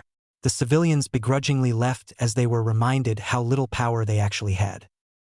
Now for the report of Team 7 aka Team Dojutsu. They were first attacked by their Jounin-level ninja from Iwa's famed elimination squad. Their target was Kakashi. At this point he saw the shock on many of the clan heads. Sasuke and Naruto handled it. Naruto passed out after this. Hinata's Byakugan found a puddle laced with chakra. She used one of Naruto paralysis tags and found the shinobi in the puddle were the demon brothers. They met Zabuza and company, convincing them to assist. After this, there was a battle on the now named Konoha Bridge between Naruto and Deidara. There was a side mission in which Naruto retained some clan artifacts. He is now in possession of 6 bloodlines, including explosion and ice release. He managed to find one of the slugs that produces exploding clay. The group was shocked, and Hayashi was silently happy that he had betrothed his daughter to the boy who would surely become Hokage. Naruto and Hinata walked hand in hand until they noticed a large square rock following them. You can come out now, said Naruto, and without a loud puff and a huge cloud of smoke, 3 short, coughing academy students came to view. I'm Yogi, the sassiest kunoichi around. Amudan, I like algebra. And I'm Konohamaru, the leader, and we're the Konohamaru Corps. Went the trio. Then Konohamaru ran up to Naruto and took the sealing scroll on his back trying to play ninja. Konohamaru ran into a tall kid with purple makeup on his face. "Hey, watch where you are going, kid," yelled Kankuro. "You know, Kankuro, you could be a little nicer," said Naruto kind-heartedly. Then Naruto looked at the beautiful girl standing next to Kankuro, Temari. She was tall and had green eyes with blonde hair, which is gathered into 4 ponytails. Temari's outfit consisted of a single light purple-colored, off-the-shoulders garment that extended to halfway down her thighs, with a scarlet sash tied around her waist. Hinata was shocked at what happened next. Temari went up and kissed Naruto deeply on the lips. The boy was shocked. The girl pulled back. "Hi, Temari-chan, Kankuro-san," said Naruto, still in shock. "Temari-chan, it is nice to see my fellow fiancé again," said Hinata, a little mad about the kiss. "What do you mean, fellow fiancé?" Hinata asked Temari on the defensive. She had known about her engagement since she was 12 and knew that if Naruto passed the Chunin selection she would never go back to Suna, but she didn't know anything about this. "Well, you see, Temari-chan, because of my dojutsu I have to have multiple wives, and Hinata is one of the current 2. Replied Naruto, a little scared of his future wife. He realized that Kankuro had vanished from the group, and all he could think was, "Damn bastard. Oh, really, father never told me anything about this," was all Temari could say before Gaara interrupted. Previously, "Well, you see, Temari-chan, because of my dojutsu I have to have multiple wives, and Hinata is one of the current 2. Replied Naruto, a little scared of his future wife. He realized that Kankuro had vanished from the group, and all he could think was, "Damn bastard. Oh, really, father never told me anything about this," was all Temari could say before Gaara interrupted. This time, "Mother wants your blood. She says you will prove my existence," Gaara said before he used the Suna Shunshin to leave. Naruto stared in shock before he could finally spoke. "Temari, what happened to Gaara?" Naruto asked. They had been friends. This wasn't the Gaara he knew. This Gaara was crazy. "Can you give us some time alone? I'll tell you what happened later," he whispered to Hinata. She nodded and she left, but not without getting a kiss with just a little tongue which made her blush. No matter how many times they kissed in public, she would still blush a light pink. As Hinata turned around and left for the Hyuga compound, Naruto placed his arm around Temari. She was obviously shaken, and he was trying desperately to comfort her. He knew Temari was the type of person to hide her feelings from other people. They walked in silence through the village, receiving strange looks. It was no secret that Naruto was dating Hinata, so why was he comforting this girl in such an intimate way? But Naruto didn't really care. Temari was his fiancée too. They finally arrived in Naruto's favorite place, on top of the Yandame's face. He thought it would be a great place to calm her down. They laid down on the stone and stared at the cloud. Naruto had learned to love Shikamaru's favorite pastime. It was so calming. "Temari-chan, what happened?" Naruto asked, still in some form of shock, as the two lay there. He knew she had been close with her littlest brother, and him acting like this must be killing her. "The year after we stopped visiting you, a group of Aim Nin came, and then after they left he just changed. He didn't remember who we were or the past. He started threatening people," Temari said in a depressed way. She wanted to cry, but she was a kunoichi and just couldn't let herself. "Temari, I promise you I'll give you your brother back no matter what it takes, Databeo," said a very serious Naruto. It was strange, whenever he got like this that word just came out. "Thank you, Naruto-kun," was all she said before she pulled him toward her. She was happy she knew enough to know Naruto kept his promises. She didn't know what came over her as she kissed him, but this kiss escalated quickly. Naruto's eyes widened as her tongue entered his mouth. He soon began the battle for dominance, and just as he began to win, Temari ended the kiss. She had never kissed a boy. She felt like it would be cheating on Naruto, but now that she was with him she felt like she could have fun. But then she remembered 3 letters: CRA. "Naruto-kun, I was hate to ruin the moment, but we need to talk about the CRA," said the blonde girl. Naruto pouted in a cute way. Temari was really a great kisser, even if the kiss was sudden. "Well, Temari-chan, the CRA is made to protect my dojutsu." Naruto began, only to be interrupted by Temari. "You have a dojutsu?" shouted the stunned girl. She couldn't believe her fiancé had a dojutsu, and she had no idea, but then again her fiancé had another fiancé and she didn't know. "Yes, it is called the Baijigen. It allows me to copy bloodlines or pretty much anything. It also lets me use yin and yang chakra easily. Lastly, it gives me the ability to change, make, and erase seals with just my eyes. But anyway, about the CRA, it means I have to have 4 wives and restart the Uzumaki clan. You and Hinata are both my fiancé, so I figure you two will decide whether or not the girls are okay," Said Naruto he was worried about how the girl would react. He didn't want to trap Temari. Well, Naruto-kun, I'm glad you will let me and Hinata have a say about the other girls, said Temari. Of course I would. I love you both, and also I want you and your brothers and Baki-san to stay with me on my compound. Okay? Asked Naruto. Temari gave him a quick kiss in response. Alright, we'll go pick them up at the hotel. They probably haven't unpacked yet. A happier Temari said. I proceeded to pick up Temari's team and go to the compound. As they walked, Naruto and Kankuro talked with Temari hand in hand with Naruto. Baki walked next to Gaara watching him. So you have to have 4 wives and one of them is my sister. Wow, I would pray to all the kamis if I were you, Naruto. Said Kankuro. At first he thought the boy was lucky, but that was short-lived when he thought about living with 4 women like his sister. They arrived at the compound. Hey Gaara, Temari, Kankuro, Baki. Sasuke waved. Naruto pointed to the room. You will do well to prove my existence. Gaara said before going to the room that he would be his. Sasuke was informed of the situation during dinner. After dinner, the Sunanin left to the house in the back. Before Temari left, she decided to pull Naruto aside to kiss him for a 3rd time that day. Naruto concluded that Temari was a little more liberal with the kissing. Naruto decided to have lunch with both girls the next day. Sasuke and Naruto sat down in the living room to discuss Sasuke's day. Flashback with Sasuke, earlier that day. Sasuke Uchiha walked slowly away from the Hokage's office. It had been almost 2 weeks since his date with Ino. He couldn't help but wonder if she had made her decision. He walked on though he was very tired and had his date with Haku tomorrow.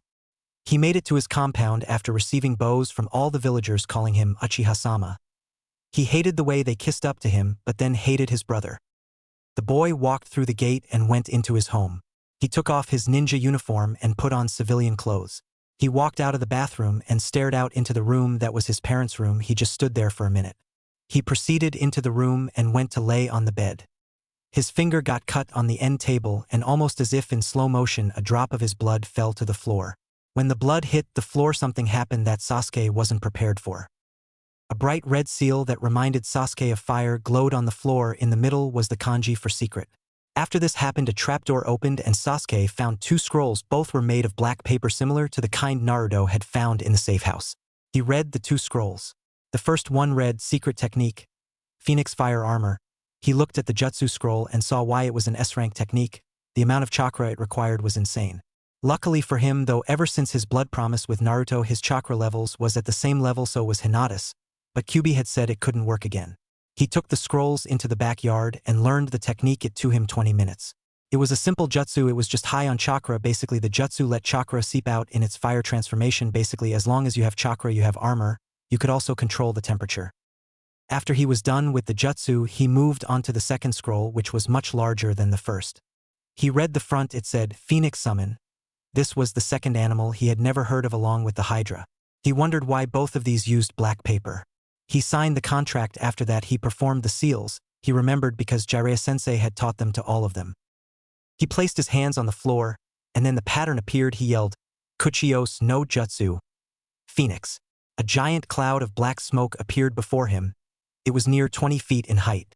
The cloud blew away, and before Sasuke stood one of the most beautiful creatures he had ever seen. The phoenix was 18 feet in height. It had talons and a beak, both made of obsidian. The bird had feathers of yellow and dark orange like fire. Its skin was swirls of crimson, red, and bright orange. The most amazing thing though was that the bird was on fire. It was just a small fire, though it reminded him of the armor jutsu. Sasuke's thoughts were interrupted though by a loud voice that was almost like a song. Who dare summon I, the Queen of the Phoenix? Said the mighty being. She had not been summoned in 200 years. She was quite happy in her own realm. I did, Lady Phoenix. I am Sasuke Uchiha.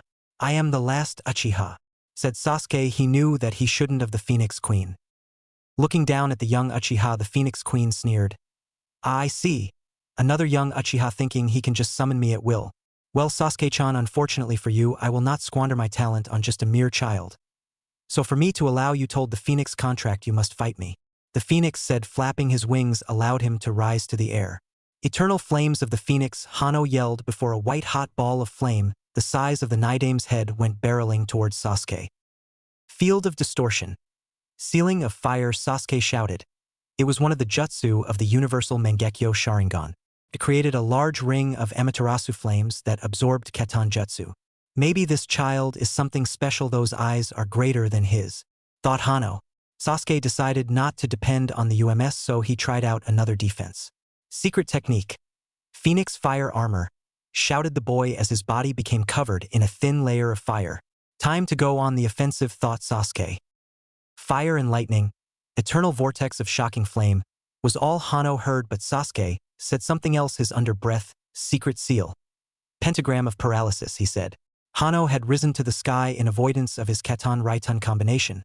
She hadn't seen the pentagram on the ground, the points made of Sasuke's kunai. As the phoenix landed, the seal expanded, and she couldn't move. Every time she moved, a large amount chakra was drained. The seal worked by draining someone's chakra if there was movement. It seems I was wrong about this boy. Of course I was at 1/5 power, but this was still amazing. He was the first Uchiha who had passed the test while not relying entirely on the Sharingan. Sasuke, you have passed the test. Now if you could release the jutsu, she began, and she sighed as the constricting jutsu was released. Now you may ask me 3 questions before I must go. Well, my first question, Hano-sama, would be, what are the powers of a phoenix?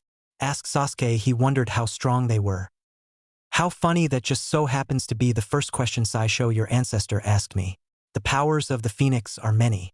We are fire spirits. Our first ability is that to be born of our ashes. If we don't die in battle, we are immortal. Our second ability, you are familiar with the fire on my feathers. I can make it as big or small as want and as hot or cold as I want. The second ability is our ability to breathe fire. The third is that we can fly. The last power is secret to the phoenix, only known to our summoner. It is a last resort as it can affect our friends. Our shriek can kill any adversary.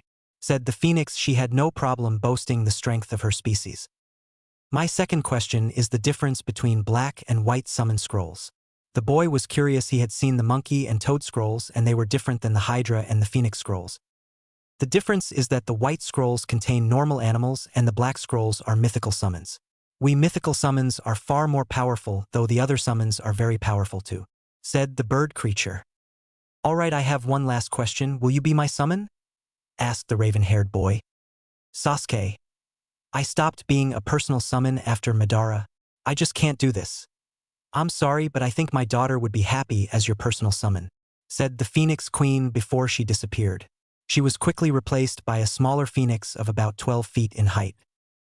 My name is Heishi, and I guess from now on we will be partners, she said.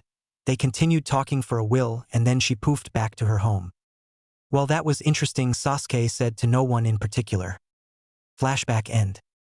Well, I know who I will be talking to tomorrow, Naruto said, and on that note the boys went to their separate rooms for bed. Naruto's mindscape. Naruto wandered forward in what he knew to be his mind. The last time he had been here, he had been with his father. Naruto hadn't spoken to Kyubi since, so he wondered why he had been called here. He walked into the dojo to see Kyubi sitting there. Hello, Kyubi-sama, said Naruto. He always wanted a better relationship with the Kyubi. If you are stuck with somebody, you might as well get to know them. No need for that, Kit. The reason I called you here was just for a chat. For you see, you have now absorbed enough of my chakra to the point I can talk to you without you being here. Also, you can now control my chakra, though you will need a lot of practice. Well, that was it, Naruto. I'll talk to you later. The next day. The sun hadn't reached the sky and the moon still illuminated the village hidden in the leaves when Naruto woke up that morning around 3. He usually awoke at 5 for training, but he didn't want the village seeing what he was doing. He dressed in his new clothes. He wore black ninja pants with an orange shirt. On top of that was the chest piece of his ancestor's armor. He also wore a cloak. It was similar to his father's. It was white, but on the bottom was orange fire and black lightning. On his back it said, Naruto of the Infinite Bloodline. Over these words were his 2 katana forming an X. Naruto walked outside the door. He created 50 shadow clones. They were divided into 5 categories. Hiraishin no Jutsu, the next were trying to incorporate natures into the Rasengan, the next was working on dual blade Kenjutsu, and the 4th was working on ninjutsu, and the last Fuinjutsu. He was working on summoning. To do the summoning, he went into the largest clearing in the Uchiha Uzumaki forest. He stood there in the clearing, but then he did some hand seals: boar, dog, bird, monkey, ram. He then yelled, Niju Kuchios no Jutsu, Hydra and Toad.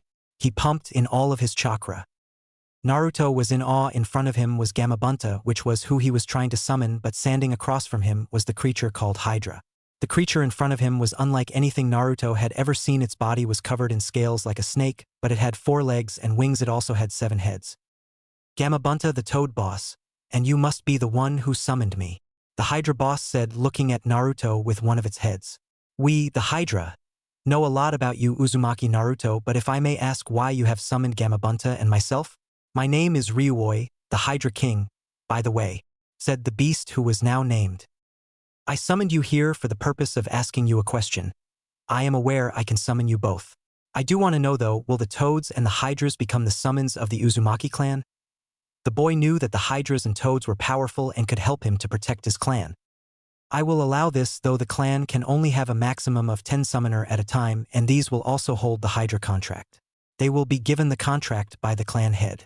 These are my conditions if both you and Ryuoi are willing to accept them, said the Toad Boss. He liked the idea of partnering with the Uzumaki and the Hydra. I like the terms Gamabunta has put forth and accept them if you can beat me without the help of Gamabunta, said Ryuoi. He thought it was time the Uzumaki were once again feared along with the Hydras, but he would not allow a weak summoner. I accept these terms and thank you both, Naruto said, and with that the smaller of the 2 boss summons disappeared, leaving white smoke. We Hydras are creatures of water. Let us see how you fare against me. 5-headed attack. Water release, water cannon. Boil release, giant geyser. Ice release, 100,000 needles. Mud release, great rift. Cloud release, heavy fog, yelled 5 of the heads of the Hydra. He knew this was overkill, but if he could block this attack, he would be the first Hydra summoner in centuries. Naruto's UMS began to spin. There was only one way he could block this attack. Kagebunshin no Jutsu, yelled the boy. A wall of clones with the Baijigen for eyes appeared. The attacks near the rift opened, and the clones jumped back and yelled in unison, boil release. Wall of geysers. With that 25 geysers in front of the clones blew boiling hot water. The wall stopped the encroaching attacks. No, Naruto did not spontaneously make a new jutsu. In reality, he used boil release great geyser 25 times, forming a wall of water. You have passed the test, and for that you will have my son as your summon. I must now bid you adieu, the Hydra said, disappearing in a cloud of smoke. Naruto continued his training and ran around the village, hidden. It was still dark outside. Naruto sensed 4 chakra signatures following him, and so he stopped and turned around to confront them. Come out, whoever you are, the boy said. He saw a girl step out. She was beautiful, really. She had red triangles on her face. She had long brown hair and dark eyes. She was about Temari's age. He knew her from somewhere, but he couldn't place it. That was until he saw the 3 dogs step out from behind her.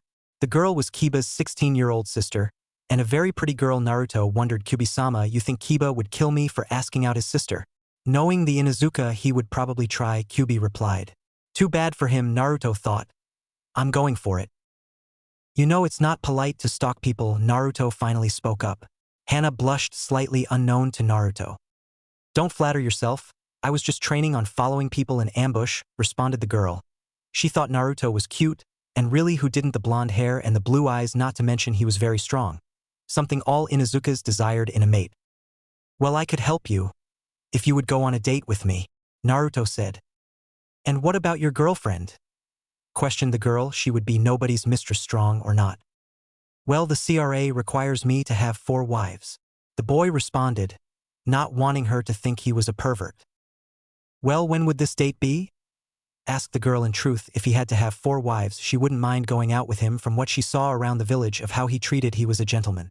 This was not common among the Inuzuka. In 10 days I'll pick you up.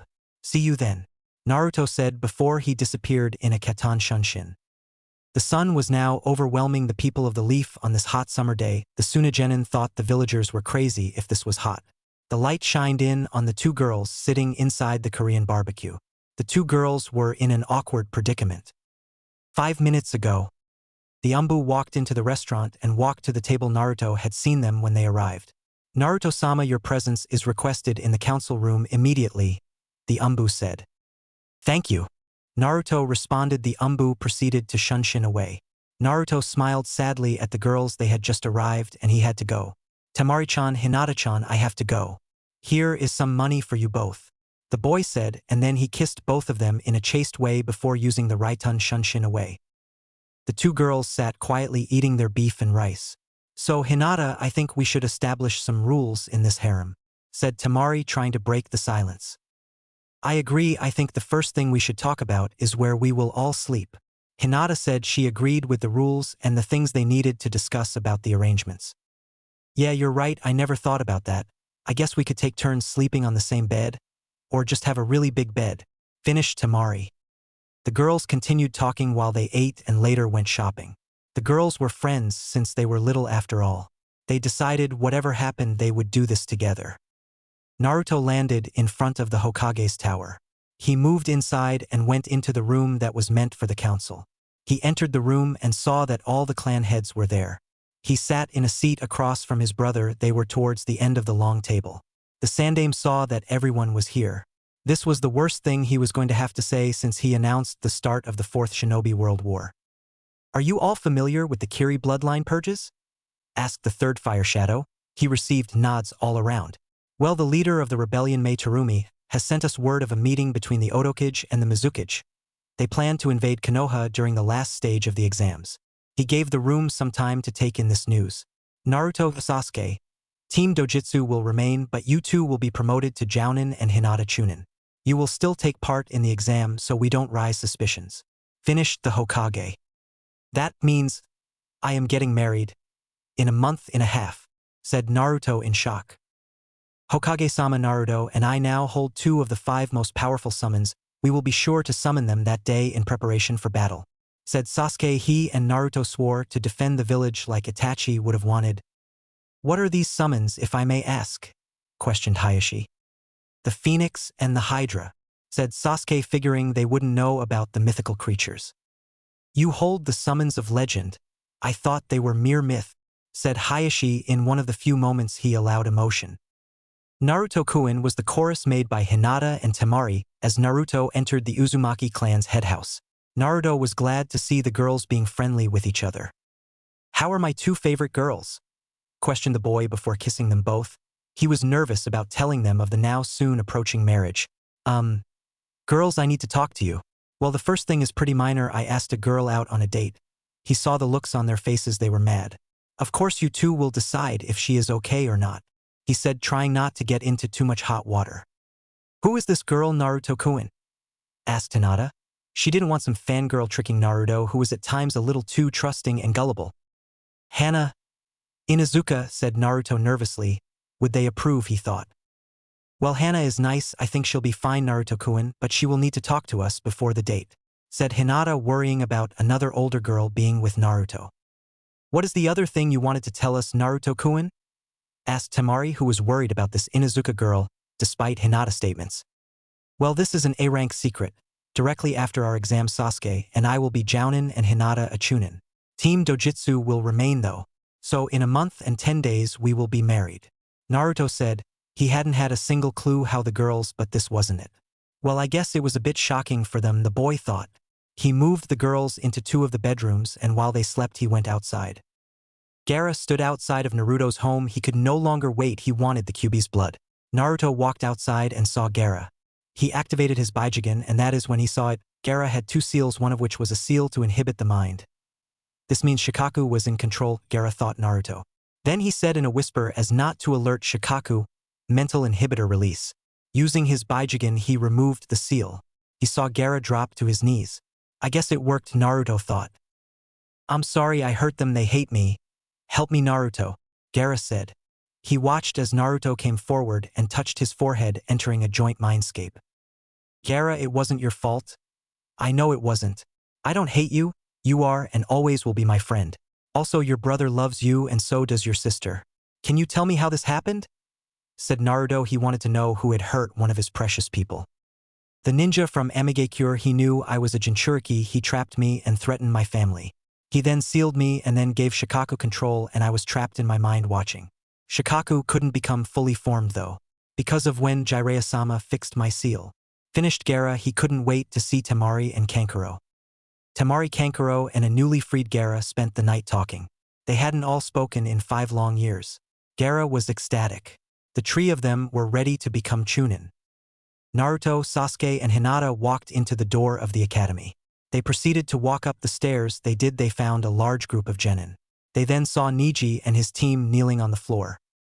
Naruto, Sasuke, and Hinata walked into the door of the academy.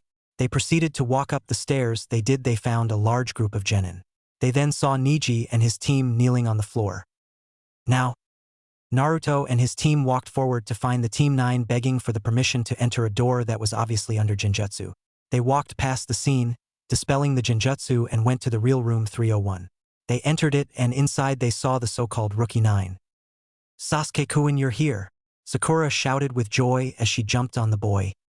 "Sakura-san, it would be wise of you to remove yourself from me." Uchiha spoke in a voice he used to scare away his fangirls. When she did as advised, Sasuke walked away, kissing Ino on the cheek as a greeting. This caused the girl to blush. That made her think more about the decision that was still unmade. "You're here too, troublesome," Shikamaru said lazily. "You bet we are," an overly enthusiastic Naruto exclaimed, receiving another troublesome from the lazy Nara. Then the Rookie 9 noticed a gray-haired ninja, who introduced himself as Kabuto. "Hey, you guys, quiet down. The last thing you want is to cause a scene," Kabuto told the rookies. "Although I can't blame you. I remember how I was when I was a rookie myself." "So you've taken this test before?" Sakura asked the newcomer. "Actually, this is my 7th time, since the exam is held twice a year," Kabuto said with a hint of shame in his voice. "Well then, I guess you're not cut out to be a chunin," Naruto said. "Shut it, Naruto baka. So you must know a lot about these exams, right?" Sakura said in a way that most would consider screaming at the top of your lungs. "Yep, I'll even share some of my info with you, using the Nin cards," Kabuto said, whipping out a deck of cards. "On these cards is information on every ninja in this competition. Is there anyone you want information on? How about Gaara of the Desert and Naruto and Sasuke of the Hidden Leaf?" Kiba said, making his presence known. He was afraid of this Gaara as the boy smelled of death and a raccoon strangely enough. "First, Gaara. 8 C ranks and WoW a B rank mission. Since he's a newcomer, I don't have much information on him, but it looks like he has returned from all of his missions without even a single scratch. Also, he is the youngest child of the Yondaime Kazekage. Uchiha Sasuke, classified, that is all I have. Looks like the same with Naruto," said Kabuto as the duo received strange looks from Kiba and Shikamaru. He then explained that the top genin from the leaf, sand, sound, grass, waterfall, and cloud were here too. He went on that since the sound was new, they were probably nothing to worry about. All of a sudden, a trio of sound ninja jumped out of the crowd and attacked Kabuto. He easily dodged the first strike, however, he was hit by another force soon enough, a sound wave. His glasses cracked with the vibrations. "We are Dosu, Kin, and Zaku of the sound, and put this in your Nin cards, the genin from sound will make chunin," the boy said, jumping at Kabuto again. The fight started to escalate. A large puff of smoke in the front of the room stopped every action. "Quiet down, you worthless bastards," the new ninja said as the smoke dissipated. Behind him stood a few dozen chunin. The man wore a long black trench coat with a leaf bandana and his face was covered with many scars. Most of the leaf ninja knew him as Ibiki, the torture and interrogation specialist. "I am Ibiki Marino, the proctor for the first exam. Take your seats now before I decide to start kicking you people out." Nobody doubted him, and with it, an order was brought back to the room. He started handing out the tests and Naruto realized that none of the rookies, except Shikamaru, could answer the questions. "Now I will explain the rules. Questions will not be allowed," Ibiki said as he began to write on the board. "The first rule is that you will start off with 10 points. The test is made up of 10 questions and each question is worth a point. For every question you get wrong, you lose a point. The second rule is that this is a team test. Your entire team will pass or fail based on a combined score of your team. Now, the third rule is that every time you are caught cheating, you will lose 2 points. If you are caught 5 times, your entire team fails. The last rule is that those who lose all their points and those who don't answer any questions correctly will automatically fail their entire team." "All right, begin," Ibiki announced. The entire room started the exam, quickly realizing that it contained some extremely difficult questions. Fortunately, Sasuke, Hinata, and Naruto were all built for this test. Using their dojutsu, they began to copy the answers from the ones who knew them. They had all realized that this was the point of the test. Shino had released his insects to gather information for answers, logically double-checking every piece of information he got. Meanwhile, Akamaru was being on a lookout from Kiba's head, scanning the room and barking him the correct answers. Niji had activated his Byakugan, giving him the ability to see through anyone and to look at any test in the room. Sakura, on the other hand, had the intelligence to solve 3 of the questions. Ino used her family jutsu to switch with Shikamaru and use his answers, also giving them to Choji. Look, Kit. Now that you are done, I need to tell you something. I can feel 5 more people like you in these exams, the demon fox said before being interrupted. What? Naruto screamed in his mind. 1 girl from the cloud, 1 boy from the mist, 1 girl from the waterfall, 1 from the stone and 1 from the sand. Also, before you ask, no, I don't know who they are nor if they are in control, said the QB. She was worried about her Kit and his vixens. Before Naruto could respond, Ibiki began talking once again. All right, time's up, Ibiki announced, chuckling inside his head. He would finally get to make them squirm. It is now time for the 10th and final question. By this time, only about 120 of 200 exam participants remained. Everyone who stayed looked at Ibiki in anticipation. They wondered what the question would be. Before I give you the last question, you must decide whether or not to take it. What do you mean choose whether or not we take the question? A certain blonde sand genin asked. What happens if we chose not to take it?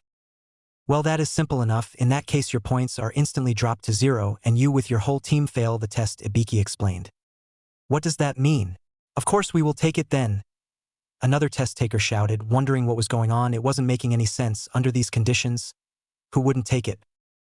If you and your team choose to take the 10th question and then answer incorrectly, you will be barred from participating in these exams, remaining a genin for the rest of your insignificant lives, Ibiki said, silencing everyone in the room. That's the dumbest rule I've ever heard. There are people here who have taken these exams tons of times, Kiba shouted as Akamaru barked along with him. Well, I guess you guys have shit luck since you got me as proctor this year, so as I said, if you want to risk your career, just answer it. My test, my rules, Ibiki said. However, I will give you a way out. You can choose not to take it and try again next year, if you are not confident. Ibiki sent an evil glare to the Chunin candidates. Now, those of you who do not wish to take it, put your hand up and wait for your number to be called. Then you and your team may leave. I won't take it, a leaf ninja said. Standing up, and his team were immediately escorted out of the room. His sentiment was repeated throughout the room. Over the next 5 minutes, a total of 30 more opted not to take the final question, leaving 90 genin remaining. Naruto raised his hand, much to the Rookie Nine's shock. Then he proceeded to slam it down on his desk as he stood up, a look of determination on his face. You think you can scare me? I'd like to see you try to keep me a genin, he shouted. Even if you somehow do, I'll still become Hokage. The boy received smiles from both of his fiancée as they laughed internally at his antics. Haha, I'll give you all one last chance to back out. Your life is depending on this decision, Ibiki said, casting one more wave of fear into the genin. However, Naruto had managed to inspire the entire room and now they had confidence in their eyes. That is an interesting kid. A voice inside a blonde Kumo Kunoichi's head said, why do I feel like I know him from somewhere? I've seen that stubbornness before. I've seen it many times in Master B. The Kunoichi thought back to the voice. We'll have to be sure to find him in the second stage of the test and see what's so interesting about him. I don't think that's it, but that is beside the point. Looks like my little kitten likes a boy, the other voice in her mind replied teasingly. No, I don't, the girl thought. Heh, no one else? All right then, good decision. You all passed the first exam, Ibiki announced to the room, shocking most of them. I congratulate the 90 of you, the 30 teams that pass. Inside his head, Ibiki was thinking something else. This kid is just like his dad. He was the most inspiring person I knew. He will go very far. What? Enraged voices erupted from all over the room. What do you mean we pass? What about the 10th question? Sakura asked, now confused. You could say that your choice was the 10th question, the man said in a rare smile, though it was more of a smirk. Then what was the point of this entire test? Temari asked, being the second hot-headed kunoichi to lash out. The point? Think about it. The first 9 questions served to test your information gathering skills. Ibiki explained.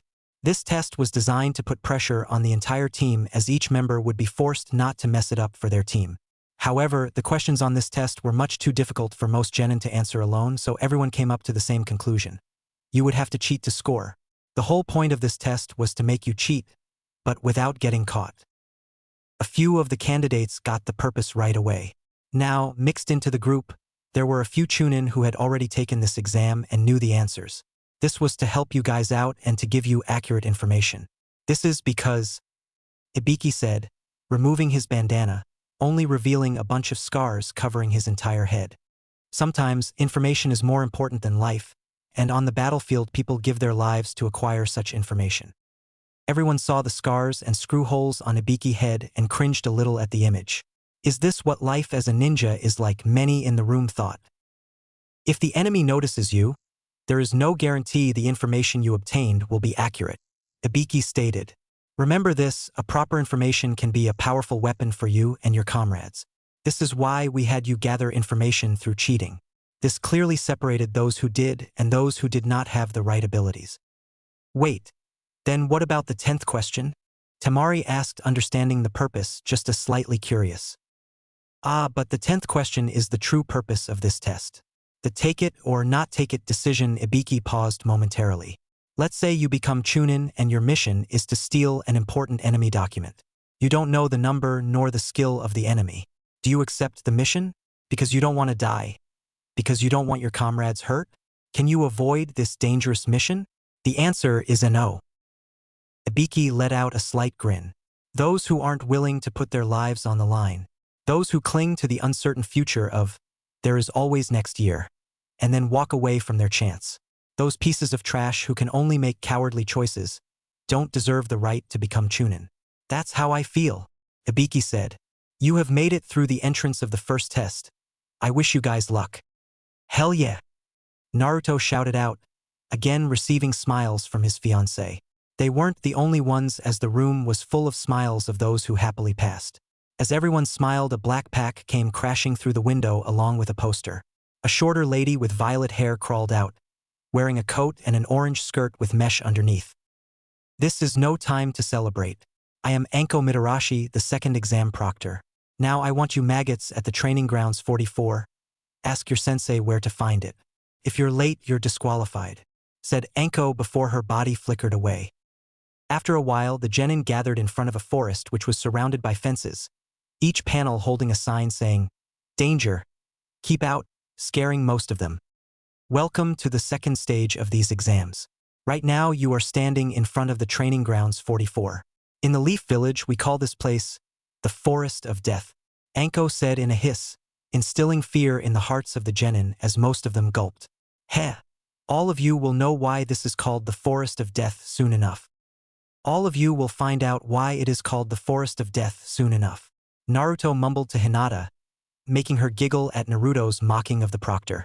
Anko did not find this amusing, and in response, she threw a kunai at the boy, causing a shallow cut that bled a little. It's kids like you that are the first to get killed.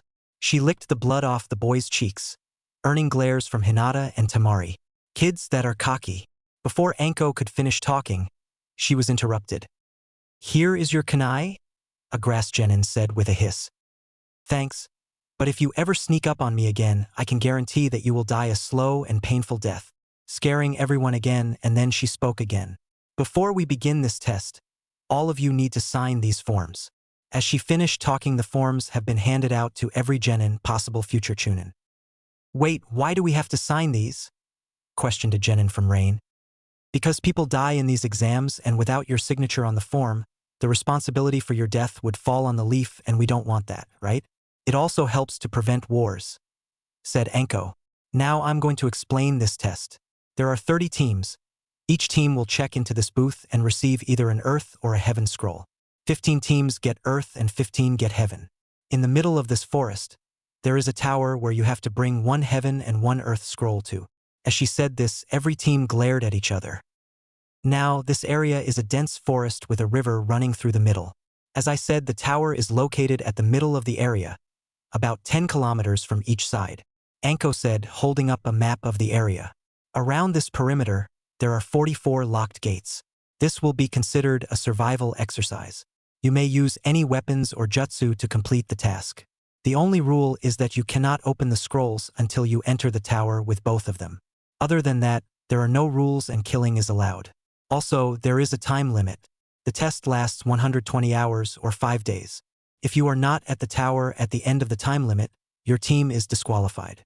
Anko finished the instructions. 5 days? What about food? Yelled Choji.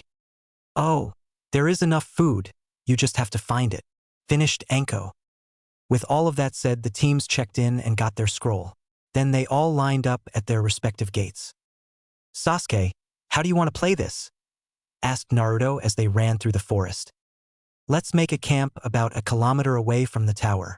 That way we wait and take the scroll from whoever passes by, and after that, we head directly to the tower, said Sasuke. That sounds good to me, Naruto-kun, Sasuke-kun, said Hinata. They arrived at the spot and quickly set up the camp. Naruto-kun, do you see that? Asked Hinata as she felt something. Naruto activated his Byakugan and nodded. 3 shinobi coming at us fast. Let me see their headbands. Kiri finished the boy. I've been meaning to try out some new earth jutsu. Sasuke smirked. Then they heard a shout. Water style, water needles jutsu. The team heard 3 separate voices say. Hinata quickly used a genjutsu to cover her and her teammates. Looks like we got them, one of them said. Yeah, let's look for the scroll. Oh, I wouldn't do that yet, said Sasuke as the 3-leaf genin jumped out from the trees. Under the genjutsu they moved through the trees, surrounding the unknown shinobi. Water release, water trumpet, Suetun, Mizurappa. The 3 mist ninja yelled after looking at each other. Earth release, earth wall, yelled Sasuke. The water was stopped and dropped to the ground. After this the earth wall fell. Hinata body flickered into the middle of the 3. You are within my range of divination Doton 8 trigrams. 32 crushing palms.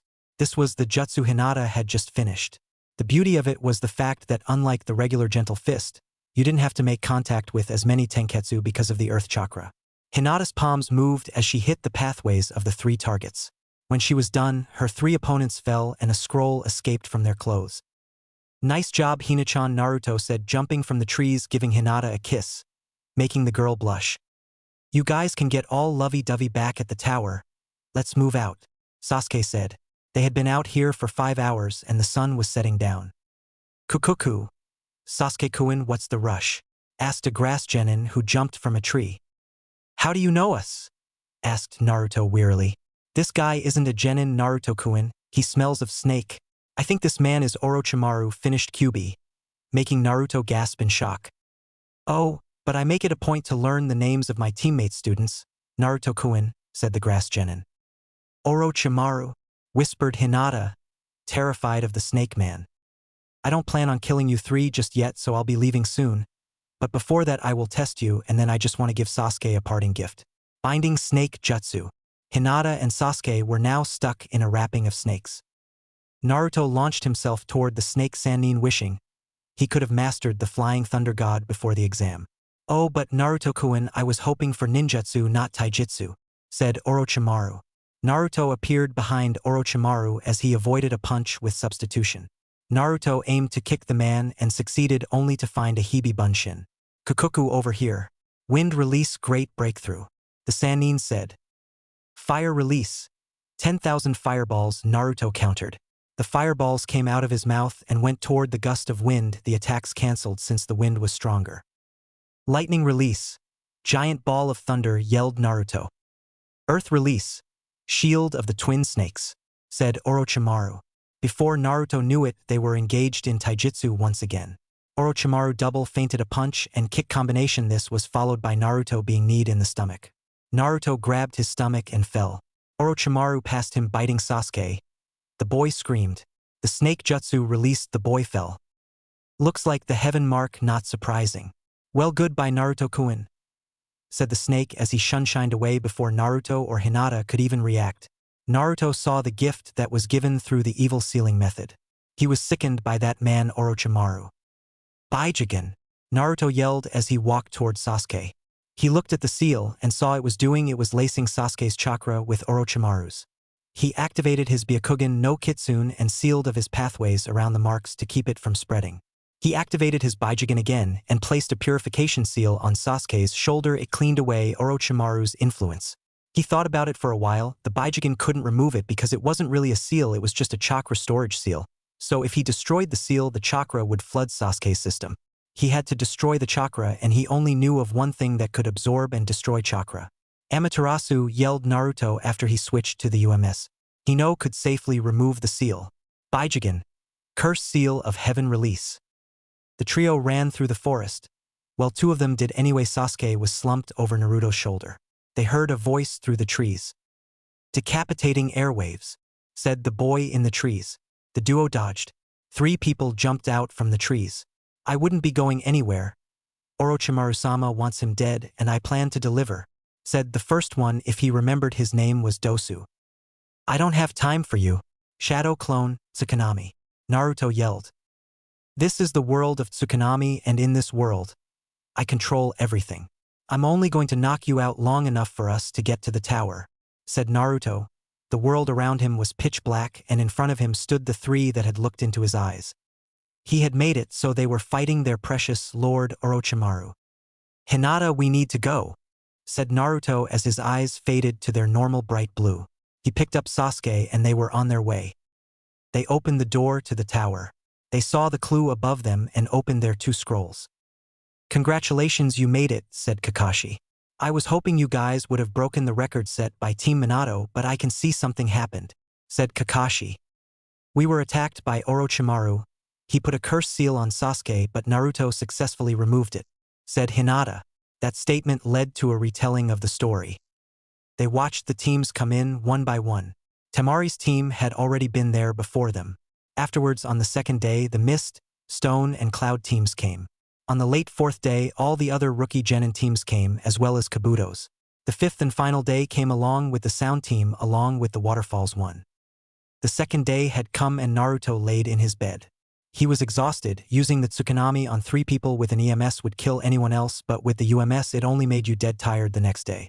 Hinata had gone to the hot springs, so he was left in the room by himself. Well, not technically, because a still comatose Sasuke laid in the bed across the room. He heard a knock on the door and said, "Come in," trusting it was someone on Team Baki. I heard what happened, and how could you be so careless? Using that jutsu 3 times? And you also used other C and B and a rank jutsu. A mad Temari yelled at him. She was worried sick after she found out about what happened earlier, just like Naruto would have been if something happened to her. But she thought to herself, was she mad or terrified at losing the boy she loved, the boy who saved her brother? I'm sorry, Temari-chan, I couldn't lose my brother to him. He was silenced when Temari lay down next to him. Curling up to him, she kissed him soundly on the lips, finally relaxing. I'm sorry, I promise I won't die anytime soon. It was strange. If anyone else said this, it would be just a promise, but when Naruto made a contract, it was like he was signing a contract in blood. They kissed again, deeper this time. Once the kiss ended, a single tear fell from Temari's eye. She couldn't lose this boy who she loved. They fell asleep in each other's arms. The timer stopped. The second portion of the exam had concluded. All the candidates who passed the exam were now standing in a large room. On a stage in front of them stood the Hokage, Proctor, and the Jounin sensei of each team. First off, congratulations on passing the second stage of the exams, the Hokage announced with a happy smile at Konoha's presence in this stage. Wow, 36 participants out of 90. I was expecting to cut them in half, but I was expecting single digits. Anko thought to herself, worrying about her abilities, but she was satisfied, thinking, I guess Ibiki was right. There are some outstanding ones in this group. The candidates looked around to see who else was there. Team Sound looked the worst, having just arrived. If one looked close enough, they could see the wear on the teams who came on the 4th day. Your team looks pretty good, Kakashi guy said to his eternal rival. But as long as my team is around, don't expect them to get any farther. Now, it's all about real ability. Well, with youth, there are sweet times and there are sour times, at Kakashi. Huh, said Kakashi, completely ignoring anything Guy had just said. Oh, Guy, you said something? He said aloud, thinking about his students' time to drop the act, guys. Show them what you can really do. There were 5 people who knew the true strength of Team Dojutsu: Hayashi Jiraiya, Kakashi, Fugaku, Hiruzen. They hid Hinata's Byakugan, and Naruto only used his eyes outside the village. Sasuke also used Genjutsu. But this would all change soon enough. Guy turned away and tensed up, clutching a fist. Not bad, Kakashi. Your coolness is the bane of my youthfulness. The Jounin took a look at their students. Baki looked at his team of sand ninja and noticed that once again, Gaara was unscathed. Kurenai noted that her team looked shaken by something. Guy admired the youthfulness of his team. Kakashi, on the other hand, just gave his team the usual smile and wave. To be honest, he had never imagined that his team would not made it this far. No wonder they nominated them, the Hokage thought to himself, looking over the rookies. For all of them to make it is surprising to say at the least. Hokage-sama will now explain the true meaning of the exams and the third test, Anko announced to everyone. Please listen carefully. The true purpose of these exams. The Hokage said. Think about it, why do we have many different countries here if each village could hold their own Chunin exams for their own ninja? The Hokage questioned the present genin. Everyone took a few moments to think about what the Hokage was saying. To promote friendship between countries? The Hokage asked. The true meaning of the Chunin exams is not to be confused. This is a competition not of genin. It is a competition of nations. This is a controlled replacement of war. He received many startled looks from the crowd. Hokage-sama, what do you mean, war? Tenten asked the Konoha's leader. If you go back in time, current allies were once enemies who fought each other for control. The Hokage explained. In order to prevent fighting, this is the stage these countries chose to do battle on. That is the purpose of these exams. But isn't this exam only to select people who are good enough to become Chunin? Sakura asked dumbly. It is a fact that this exam decides who has what it takes to become Chunin, the Hokage explained. But this exam has another side, where each country's shinobi risk their own life to protect their land's prestige, honor, and place among the nations. There will be leaders and influential individuals watching the third exam. Many of them come from countries that are not home to ninja villages and are clients of the hidden villages. If the strength of a country is clear in these exams, that country will receive more clients, and if seen as weak, they will lose them. Not to mention, it will send a message to others that our village has much power. A country cannot be strong if it has a weak village. A village cannot be strong if its ninja are weak. The true strength of a ninja is born only through mortal battles, but war is not something that can be taken lightly, and so we have the Chunin exams. Everyone, I am, cough, Hayate Gecko the proctor, cough, for the third exam. Before we can begin, cough cough. The third round we must hold a preliminary, to decide, cough, who gets to participate in the main event, said the man awaiting the impending backlash from his statement. Preliminary, many of the genin shouted. What do you mean? We worked hard, why can't we all participate? Sakura asked. Because the first cough and second tests may have been too easy this year. There are cough 11 teams left, Hayate said. According, cough, to the rules, cough, we may have a preliminary to reduce, cough, the number of participants for the third test. As Hokage-sama said, cough, there are, cough, many important individuals and time is important to someone like a daimyo. Cough. Now that that is said, if there is anyone who feels like they cannot participate in a preliminary match, cough. Now, please step forward now and you will be removed. The man finished. I'm going to quit, Kabuto said. One of Kabuto's teammates opted to do the same. Two of the waterfall ninja did as well. From the waterfall village, only a girl with mint green hair remained. Shouldn't we remove Uchiha due to the curse mark? Anko whispered to the Hokage. I don't think that will be needed, Kakashi said, joining the conversation. He had his curse mark removed by Naruto. What? Said Anko in shock. She could be rid of the accursed seal once and for all. He'll remove yours later, was all Kakashi said to this. Niji turned to his cousin. Hinata, you should also back out. I must admit that I am impressed you made it this far. But if you continue, something bad will surely happen to you, said Niji. Naruto, who was within hearing distance of this, was a little enraged by Niji's unexplained behavior towards Hinata. Hayate walked forward. The first fight will be a known place. In a cave, 10 figures stood in the shadows in silence. They all wore black cloaks with red clouds on them. We will begin the hunt for the Biju. We shouldn't have much of a problem with them, maybe except for Uzumaki Naruto because of his brother and girlfriend. But there is one person who they can't fight. Isn't that right, Itachi? Said the figure in the darkness. Of course, Leader-sama, said Itachi with an emotionless face. We move out in 2 months. The mysterious figure ordered. In the Chunin exam tower. The tower, that served as the ending point of the second part of the Chunin exams, was filled to the brim. On the balcony to the right sat the Shinobi Council of Konohagakure. They usually didn't attend preliminaries, but this was a special case, since the heirs to most of Konoha's major clans were participating. On the left side stood the teams and their Jounin sensei. The eyes in the arena were glued to the board waiting for the names of the fighters to appear. The first match of the preliminary round of the Chunin selection exams is Niji Hyuga versus Hinata Hyuga, said Hayate, the referee for this part of the exam. Good luck, Hinata-chan, but I know you don't need it to beat Niji-san. Naruto hugged Hinata and let her go down the stairs to face her opponent. The contestants said nothing to those around them. The two of them stood before each other. The genius before the weak heiress, how fitting. But I suggest you to quit, so I won't embarrass you in front of your father and boyfriend, Niji said coldly. You have no idea how wrong you are, Niji-Nizan, said Hinata. Hayashi was conflicted. The son of his brother hated the main branch and his cousin, but all of his daughters wanted to do was to help him. He was saddened at the fact that his nephew hated him along with the main family, but he was also proud of his daughters for wanting to end the family's disputes. Why did you have to go, Hisashi Hitomi? The man thought. Begin, shouted Hayate. Byakugan no Kitsune, said the two Hyuga. Niji stared in shock as he saw Hinata's eyes after she released the Genjutsu. You see, Niji-Nizan, this is the new and probably the most powerful Byakugan there is. I'm sorry, as I never wanted to hurt you, nor I never wanted to see you sealed. All I want is you and all the branch members to be free. Just because that seal was put on you, it doesn't give you the right to hate me, said Hinata. You think your bastard Byakugan is better than the pure Byakugan?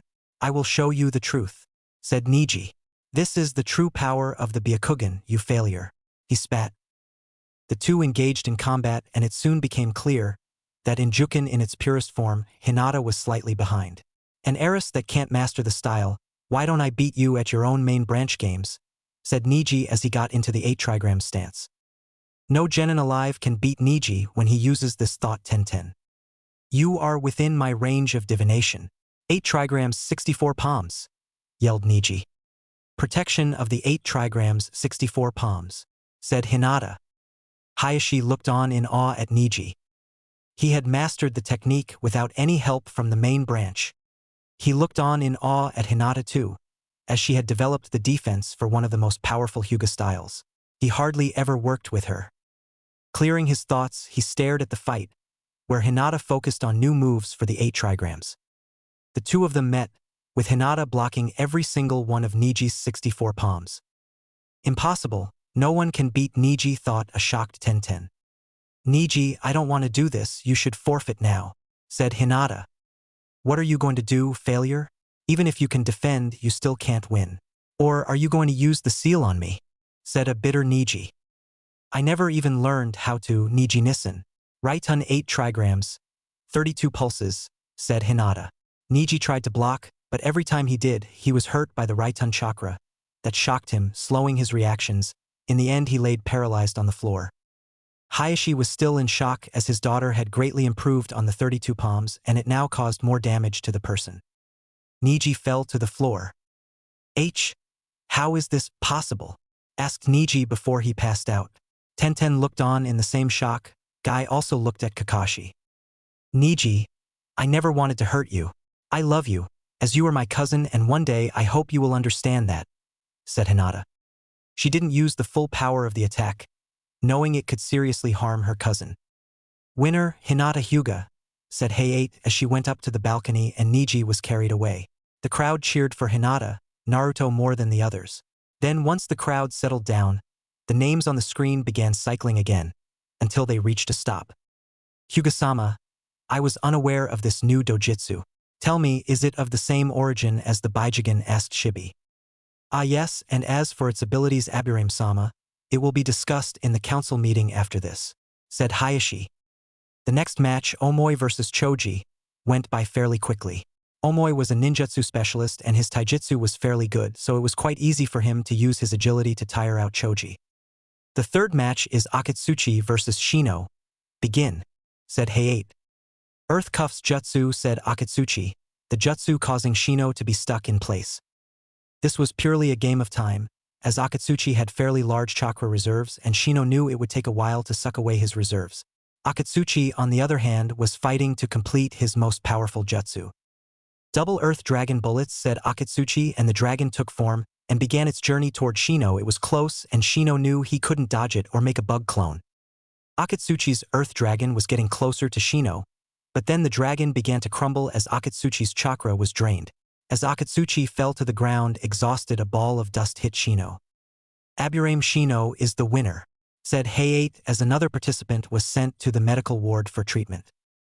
Takatsuchi forfeited the match immediately after Fu used Bug Bite on him.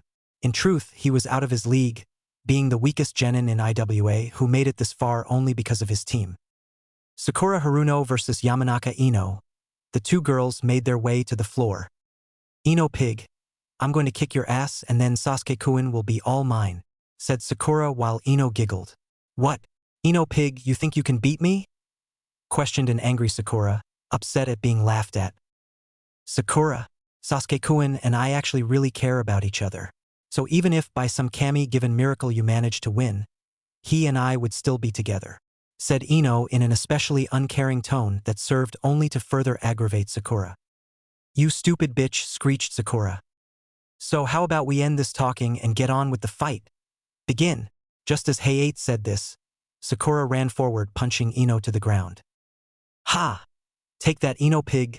Sasuke-kun is mine, yelled Sakura. All of the teams in the stands, including a masked Orochimaru and the Hokage, deadpanned. Did you teach her anything, Kurenai-san? Asked Kakashi. My student was caught in a simple genjutsu, mumbled a distraught Kurenai. Ino stood with a kunai to Sakura's back. Even she couldn't believe Sakura had fallen for something so simple. The winner is Ino Yamanaka, said Hayate, and then Sakura began screaming and yelling about how she should have won until Kurenai hit one of her pressure points, knocking her out. There was a loud mumble of "thank Kami" from the rest of the competitors. The next match is Gaara versus Dosu, said Hayate. The competitors made their way to the floor and since they were both silent, Hayate continued with begin. Decapitating airwaves, said Dosu, quickly launching his attack. The airwaves met only a wall of sand.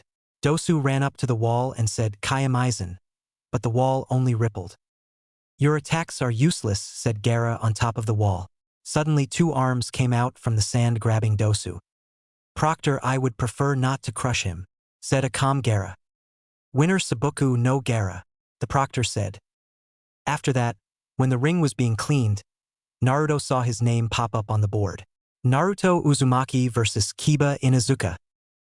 In the stands, I must say I am disappointed. I was hoping to see Naruto-san against one of the Kazekage's children or perhaps an Oto-nin, said Shibi. He heard Tsum growl. My son won't go down easy, she growled at him. Hayashi and the Hokage smirked though, knowing this would not be a battle of the ages. I found out you asked out my sister and for that, I'm going to kill you and once that's done, Hinata-chan will be mine. Kiba growled, as Akamaru nodded. Well, Kiba-san, what happens between your sister and I is none of your concern. I will ease your displeasure though. Know this, I will protect Hana because I see her becoming one of my most precious people, said Naruto. Enough talking, begin the fight, said Kiba in a lower growl. Begin, said Hayate. I know how I'll beat you easily, said Naruto as he threw 2 scrolls onto the floor. Everyone now looked shocked. The scrolls opened and tar came pouring out of them. It was a Kekii Toda that no one in the village had ever seen or heard of. It was made by combining fire, water, and earth. I knew that one day I may have to fight your mother for Hana-chan's hand in marriage, so I began developing tar style for this purpose. It renders taijutsu ineffective but it also doesn't directly harm the opponent, said Naruto. Kiba and Akamaru were using chakra to stand on the wall but the floor of the arena was covered in tar. Katsuga yelled Kiba as he barreled towards Naruto. Tar release. Hand of the Abyss, said Naruto. Kiba, who was halfway towards Naruto, suddenly crashed into a hand that instantly closed, trapping Kiba and Akamaru. Kiba is trapped and unable to continue. Naruto is the winner, said Hayate. Few in art, Reseal, said Naruto, and with a bright white glow, the tar disappeared, leaving groaning Kiba on the floor, lying next to Akamaru.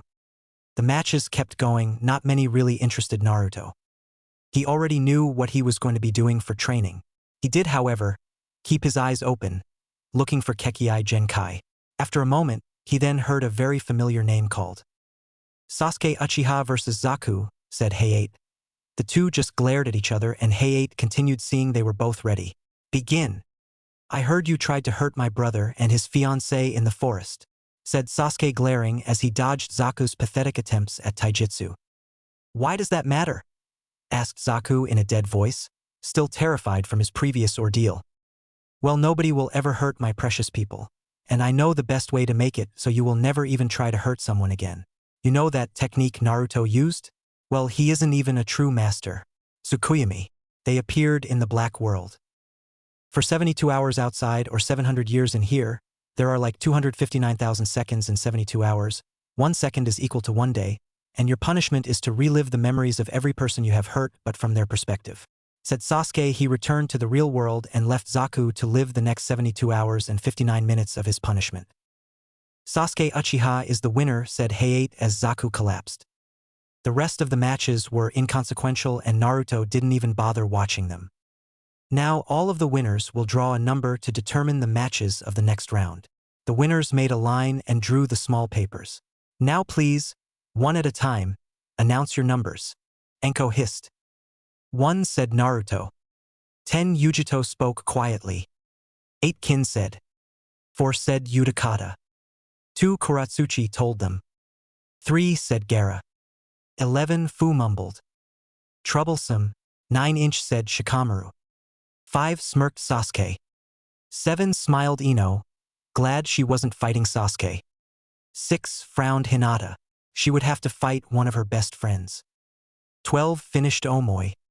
The preliminary matches are Naruto versus Kuratsuchi, Gaara versus Utakata, Sasuke versus Hinata, Ino versus Kin, Shikamaru versus Yujito, Fu versus Omoi.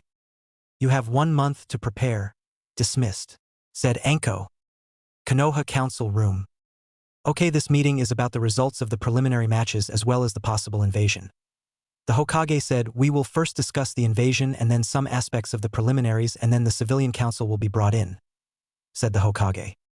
Well, Sensei, I unfortunately have no new details about the invasion plan, so we will only be able to discuss our defensive plan, said the Sannin. Alright, then this is my plan. 50% of each clan will stay and guard their compounds, while the rest of the clan will be given a specific job. The Naras, Yamanakas, and the Akimichis will guard the stadium after the fight begins. The Hyuga will assist them somewhat but will then go into the village and attack those who have broken through the perimeter defenses. Those will be handled by clanless shinobi, Sasuke-kun, Jiraiya-kun, as well as the Aburame. The Umbu will assist the Hyuga and cover the tower. Naruto-kun and I will be responsible for dealing with Yagura and Orochimaru. Excuse me, Hokage-sama, but I have 2 concerns, said Hayashi. He received a nod. Well, I understand Naruto's strength, but do you really think he can defeat the Mizukage? Also, who will be guarding the Uchiha and Uzumaki compounds? Questioned the Hyuga head, as he was concerned for the boy who he thought of as a nephew. Hokage-sama, if I may? Asked Naruto. He too received a nod. Hayashi-Ajisen, you know that one of my dojutsu's ability is that of sealing. I will be able to seal away Yagura's demon. As for the compound, the Kazekage and his children will be guarding them. This statement received raised eyebrows. He said something along the lines of, I won't have the home of my daughter's future husband destroyed. Naruto clarified. Fine, now let us move on to the preliminaries, said the Hokage. Well, I believe that we have a good chance of winning, said Shibi. I believe so as well, but I know Sasuke, Hinata, and I will have a hard time dealing with Yujito ni, Utakata of Kiri, Han of IWA, Fu of Taki, and Gaara of course. Shikaku-san, Shibi-san, I believe you should train your sons very hard. Shikamaru needs to increase his reserves, and I think Shino should work on seals, since the Jinchuriki's reserves will be too large for his bugs, unless he learns some chakra restriction seals, said Naruto, who received nods. Okay, let us see what it is the civilians want, said the Hokage. The Umbu at the door nodded and let them in. They proceeded to take their seats. Hokage-sama, we request the cancellation of the Chunin exams as well as our alliance with Suna, said Hamaru and Koharu in unison. Explain, was all the Hokage said as the Shinobi Council picked up their jaws off the floor. Well, we believe that there are several Jinchuriki other than Kyuubi competing in the exams, including the Kazekage's son, said Koharu. Okay, and? Questioned Shikaku lazily. We will not have 5 demons running around Konoha, yelled one of the councilmen. I would like to know where you got your hands on this information, said Sasuke. That is simple, answered Haruno. My daughter heard a conversation between Ichibi, Kyuubi, and the Rokubi from Kiri. My village will crush Suna and Konoha, said Utakata. Gaara growled in response. Do you believe your one tail scares the 6 tails? Asked Utakata just as Gaara was about to begin. No, but I do believe that it fears 9, and before you say anything about 5, I'm sure 2 over there would happily help Gaara. We refuse to ally ourselves with Suna and the Ichibi, and we don't want the 6 and 5 in our village, said Haruno. If you ever refer to Gaara as Ichibi again, I will kill you, said Naruto in a growl. Umbu, arrest him, said Koharu. The guards of the elder went to arrest the Naruto. Sasuke sent 2 kunai into the Umbu's legs. As an Umbu, you take orders from your captain or the Hokage, said Sasuke coldly as the civilians shook off their shock. How correct you are. Umbu, arrest Koharu and those Umbu, said the Umbu commander. This meeting is dismissed. Team Myth change and come back, said the Hokage. 10 minutes later, Hokage's office. The Hokage stared in front of him, waiting for the 2 members of Team Myth. The 2 Umbu shunshined in, using the blaze and ice versions of the jutsu. Good to see you out of that stuffy meeting, Naruto, Sasuke, said the Hokage. What did you want to see us for, Hokage Ajisen? Asked Toad, aka Naruto. Well, Naruto, it seems you and your brother made it into Ames and Iwa's bingo book a couple of missions ago, said the Hokage as he showed them the page. Name, Uchiha Uzumaki Naruto. Alias, Konoha's limitless bloodline. Rank, B rank genin. Gender male. Date of birth, October 10th. Age 13. Height, 5 feet 5 inches. Weight, 125 pounds. Hair color, blonde. Eye color, blue/changes with dojutsu. Affiliation, Konohagakure. Summons Toad. Bloodlines, unknown dojutsu. Possible ice, Sharingan, crystal, Byakugan. Known affinities, wind, water, fire, possibly others. Personal note, much is unknown. There are reports of the ability to copy bloodlines. Adoptive brother of Konoha's crow Itachi Uchiha, as well as the last Uchiha Sasuke Uchiha. Note of engagement, use extreme caution when engaging in ninjutsu battle or taijutsu battle. He appears impervious to genjutsu. Do not show him your bloodline. Approach only with superior numbers. Teacher is Sharingan no Kakashi. Flee on sight when with Sasuke Uchiha, Hinata Hyuga and Hatake Kakashi. Name, Uchiha Sasuke. Alias, the last Uchiha. Rank, B rank genin. Gender male. Date of birth, July 23rd. Age 13. Height, 5 feet 6 inches. Weight, 120 pounds. Hair color, black. Eye color, black/changes with Sharingan. Affiliation, Konohagakure. Summons, unknown, possibly a crow. Bloodlines, Sharingan. Known affinities, wind, earth, fire, possibly others. Personal note, much is unknown. There are reports of a higher level Sharingan. Brother of Konoha's crow Itachi Uchiha, as well as adopted brother of Konoha's limitless bloodline Uzumaki Uchiha Naruto. Note of engagement. Use extreme caution when engaging Sasuke in ninjutsu battle or taijutsu battle. He appears impervious to genjutsu. Do not show him secret jutsu. Approach only with superior numbers. Teacher is Sharingan no Kakashi. Flee on sight when with Naruto Uzumaki Uchiha, Hinata Hyuga and Hatake Kakashi. The Hokage flipped the book page. You are also the first team to appear with an SS ranking as a team since Ino Shikacho, and that was when they were Jounin. If you guys keep improving like this, you will be called the Neo-Sanin, he said, showing them the last book page. Name: Konoha Genin Team 7. Uchiha Uzumaki Naruto. Uchiha Sasuke. Hyuga Hinata. Hatake Kakashi. Alias: Team Dojutsu. Konoha's limitless bloodline. The last Uchiha. None. Sharingan no Kakashi. Rank: SS Rank Genin Team. Gender: 3 males 1 female. Time since creation: 6 months. Age: 13 Genin, 27 Sensei. Height: -5 feet 5 inches. -5 feet 6 inches. -5 feet 4 inches. -5 feet 9 inches. Weight: -125 pounds. -120 pounds. -115 pounds. -148 pounds. Affiliation: Konohagakure. Summons: toad, possibly crow, none, dog.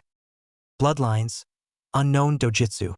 Possible ice: Sharingan, crystal, Byakugan, Sharingan, Byakugan, Sharingan.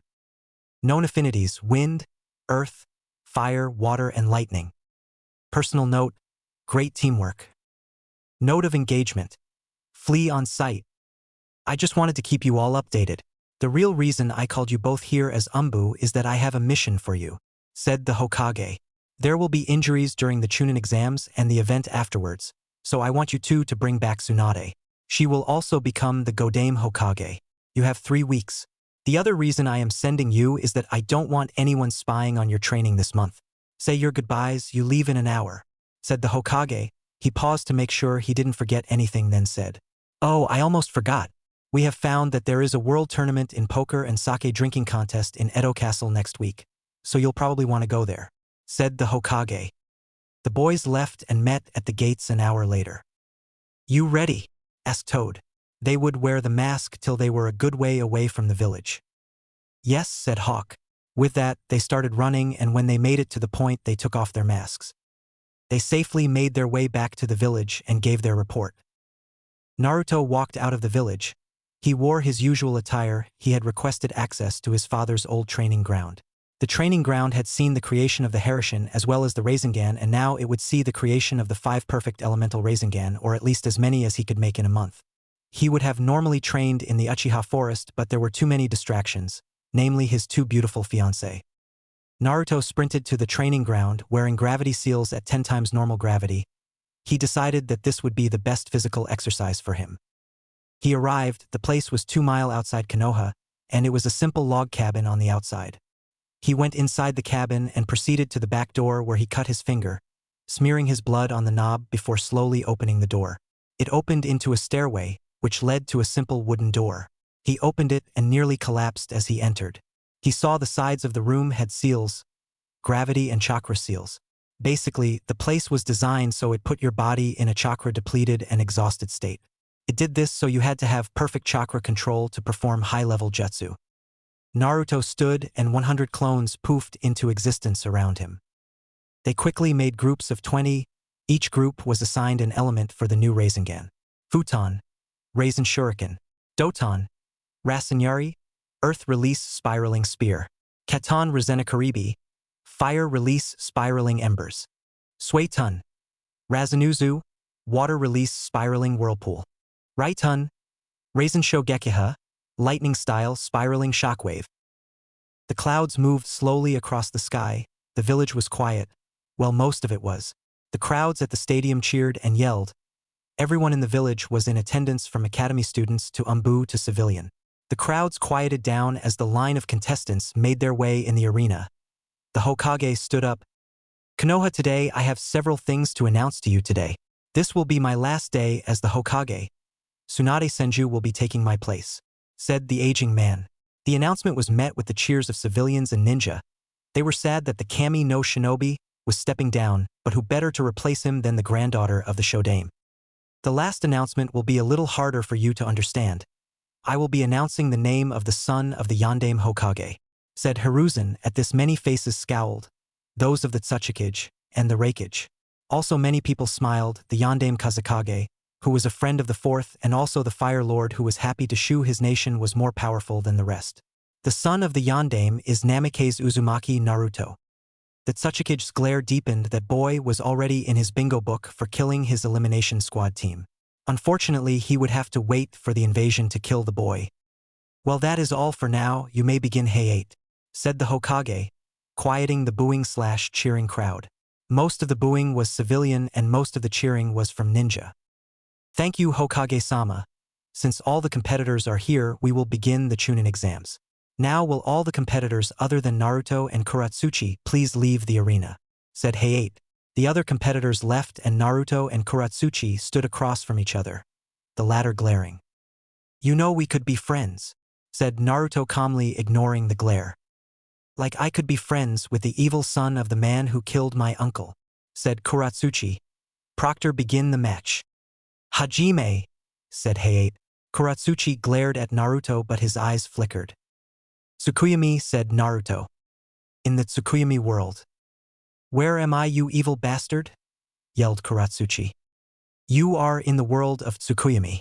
I have something I want to ask you and don't think about fighting because I am the god of this world, said Naruto. Fine, I'll answer your damn question, said Kuratsuchi. Why do you hate me? I understand my father killed your uncle, though that would have been before you were born. Also, as a competent ninja you have most likely killed for your village, said Naruto. He really did wonder she seemed like a nice enough person, and she was kin-off pretty. Oh, looks like Naruto-kun likes an IWA girl, thought Kyubi. No, I don't, Kyubi-sama, thought Naruto blushing.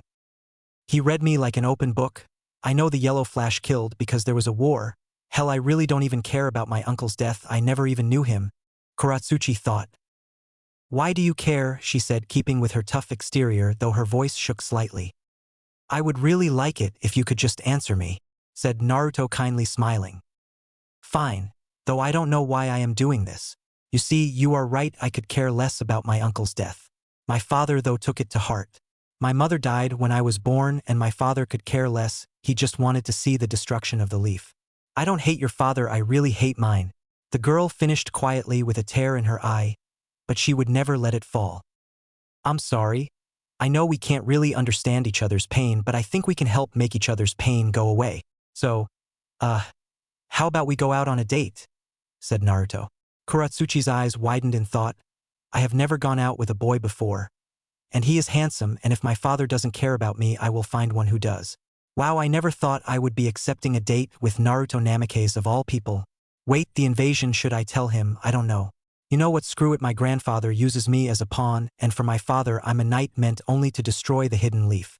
This boy though acts like he will care about me. Wow, I feel as if I've been thinking for hours, but it couldn't be. Well, Naruto-kun, I think I would like that, though I have to ask, how long have we been in here? Asked Kuratsuchi. Naruto's eyes widened at the use of the suffix, but went with it. Well, Kuro-chan, in the real world it has been less than a minute, but it has been almost a day in here. He responded with a raised eyebrows. Naruto-kun, I have to tell you that there is an invasion, she began but was stopped. I know, Kuro-chan, but I see you really care for telling me. Thank you, he said, and the world went black. As they returned, Kuratsuchi began to fall forward, but Naruto caught her. Winner Naruto Namikaze Uzumaki, said Hayate. Naruto shunshined to the competitor's box and lay Kuratsuchi down gently. Sasuke looked at him with a puzzled expression. Hinata gave him a playful glare. Naruto summoned a frog to send to the newly gathered info to the Hokage. In the Kage box. Hiruzen's eyes widened. He knew that this would strain their forces more, but was content that Naruto could handle both of the Kage if he got through with Yagura quick enough. I don't know what happened. My granddaughter may need to be removed from the program for being defeated so quickly, said the old man angrily. I wouldn't, that jutsu is hard to escape even for me, and I know Naruto is more than Chunin material, so there will be no need to further discuss his promotion. I am also sorry about your Jinchuriki Mizukage Dano, but he is disqualified as we were not notified. We will skip to the next match. The Mizukage growled, but could not risk being figured out. Utakata is disqualified. Gaara is the winner, said Hayate, to the boo of the crowd and a growl from Utakata. The next match is between Hinata of the Hyuga clan and Sasuke of the Uchiha clan, said Hayate. The crowd was in awe of the battle that would take place in front of them. They cheered loudly for the spectacle that was about to take place. Until they all fell silent. The invasion begun. Thank Kami-sama, I was worried we would have to fight. But let's go handle the invasion forces. Hinata said, and they both went to do their duty. Kage box. Everyone was gone from the Kage box except 5. The fire, lightning, stone and water shadow stood with another. The snake Sannin. Well, Reikage, I am sorry to involve you in this dispute, but look at this as a step into that alliance we were speaking about.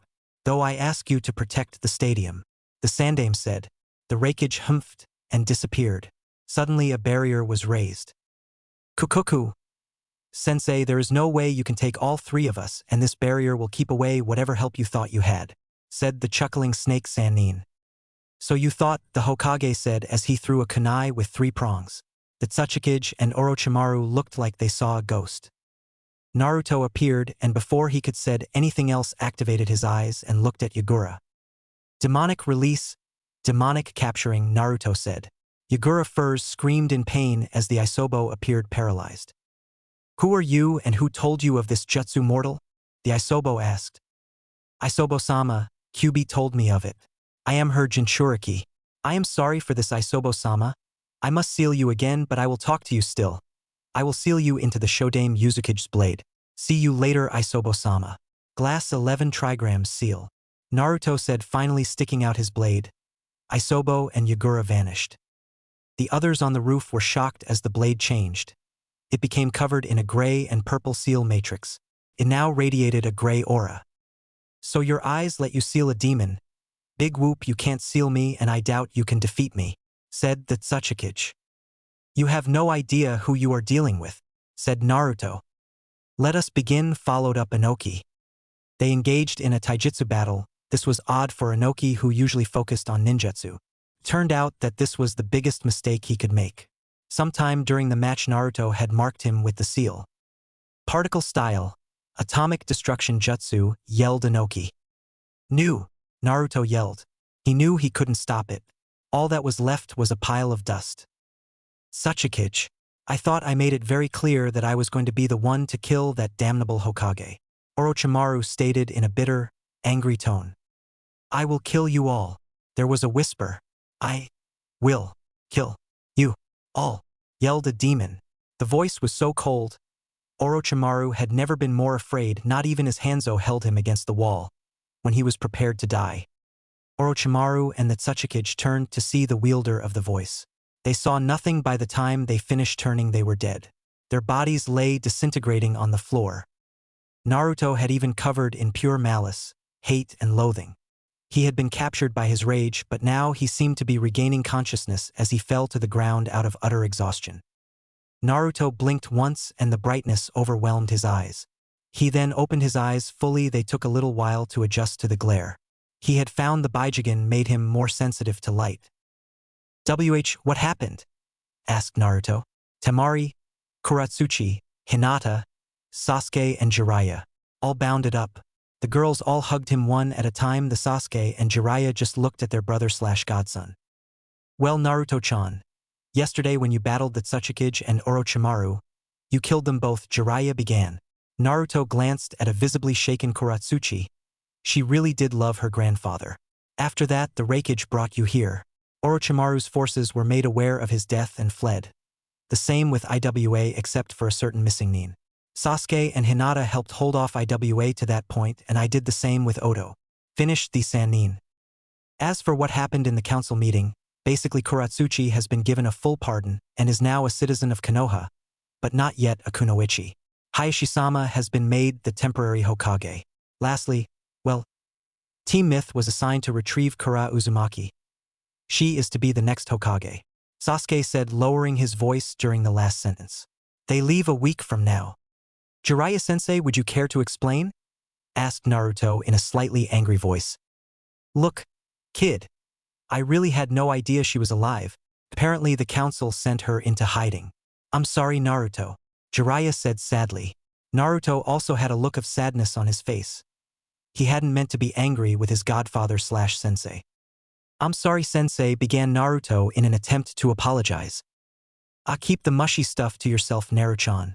I'll be going, seems your girlfriends and brother would like to speak with you. As soon as he finished, the great sage disappeared. Naruto Baka, you could have died. The girl said, sharing the sentiment. They each never wanted to lose Naruto, and the boy was berated, but waited upon until a week later. 1 week later. Toad and Hawk moved swiftly. They had but 2 days to complete this S-rank mission. The trees moved quickly, becoming green and brown blobs. The tree became rock, they had named it. Apparently Kara was in the Fire Mountains, a mountain range named after the country and the veins of rubies that run through it. The duo entered the cave. They saw a shadow, then a blade. Hawk turned to see it a millimeter away from Toad's neck. Toad poofed, as did Hawk, and Kara found herself surrounded by clones. Kara Uzumaki, said Toad with some bitterness. You are hereby summoned by the temporary Hokage and joint council of the Konoha. The boy went on. What do they want? Asked Kara. They want a Hokage, said Hawk dryly. Let's go, but first may I ask you your names? The women asked. Toad really looked at her. No. She had blood-red hair that went to her chest. Her figure was that of a model. She was more tone tough. Hi, Hokage-sama. I am Naruto Uzumaki Uchiha, and this is my brother Sasuke Uchiha. Naruto said. He couldn't wait to see the women's reaction. Uzumaki, she repeated. It seemed to be the only word the woman heard. Naruto-chan. I am so sorry. I have no excuses. Could you tell me about your life, though? I want to know what I missed. The group traveled and Naruto told her his life. 1 week later. Toad and Hawk moved swiftly. They had but 2 days to complete this S-rank mission. The trees moved quickly, becoming green and brown blobs. The tree became rock, they had named it. Apparently Kara was in the Fire Mountains, a mountain range named after the country and the veins of rubies that run through it. The duo entered the cave. They saw a shadow, then a blade. Hawk turned to see it a millimeter away from Toad's neck. Toad poofed, as did Hawk, and Kara found herself surrounded by clones. Kara Uzumaki, said Toad with some bitterness. You are hereby summoned by the temporary Hokage and joint council of the Konoha. The boy went on. What do they want? Asked Kara. They want a Hokage, said Hawk dryly. Let's go, but first may I ask you your names? The women asked. Toad really looked at her. No. She had blood-red hair that went to her chest. Her figure was that of a model. She was more tone tough. Hi, Hokage-sama. I am Naruto Uzumaki Uchiha, and this is my brother Sasuke Uchiha. Naruto said. He couldn't wait to see the women's reaction. Uzumaki, she repeated. It seemed to be the only word the woman heard. Naruto-chan. I am so sorry. I have no excuses. Could you tell me about your life, though? I want to know what I missed. The group traveled and Naruto told her his life. Present. The group now walked. They were close enough to the village and didn't want to rush in. The Uzumaki women had been given a detailed explanation of the two boys' life and was satisfied, though she hoped she would be able to form some sort of a familial bond with him eventually. But she wouldn't push him. She was now in what could be called Hokage mode and was solely focused on the invasion. Sasuke, could you tell me everything you have heard about the events of the invasion? The women questioned. She really wanted to know the state of her charge. Well, there were 3 main fronts or battles during the invasion, the one with Iwa in the walls of the village and the one with Oto in the center of the village. The other main fight was between Naruto, Raikage, and Sarutobi. They battled with the Tsuchikage, Mizukage, and the traitor Orochimaru. The boy finished. Flashback. Walls of Konoha. Sasuke donned his hawk mask and Hinata had been given a mouse mask, just for the invasion. They approached the battlefield. The fight had not yet begun.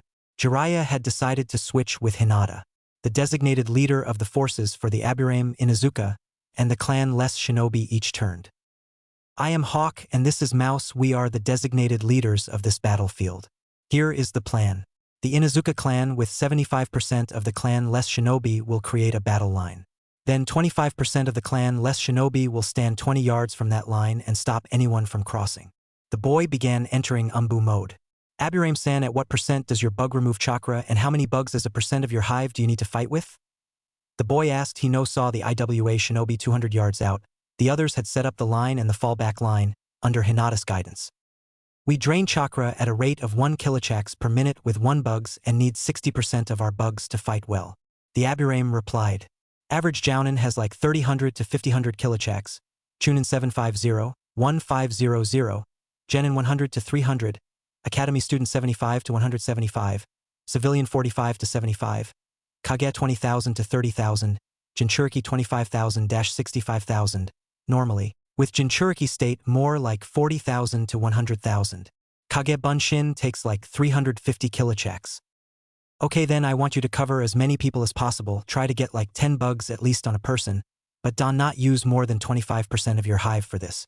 You will be 20 feet from the fallback line and our last defense before the village. Fight well. Hawk and Mouse broke the line and went into the enemy turf, aka the forest of Konoha. Mouse plan Delta A, yelled Hawk. He palmed the groan and summoned a phoenix big enough for him to ride. Hinata summoned 3 shadow clones and got into the Juken stance. Water style, 32 palm pulse, said Hinata as she held her palms on the tree and focused on the jutsu. If you had a Byakugan, you could see that the trees of Konoha ahead an intertwined system of roots. The jutsu pushed all the water in the trees to right below the surface, making it so the tree could not be burned. Sasuke now rode the phoenix right above the tree line. The IWA soldiers were now in the forest marching toward the battle line.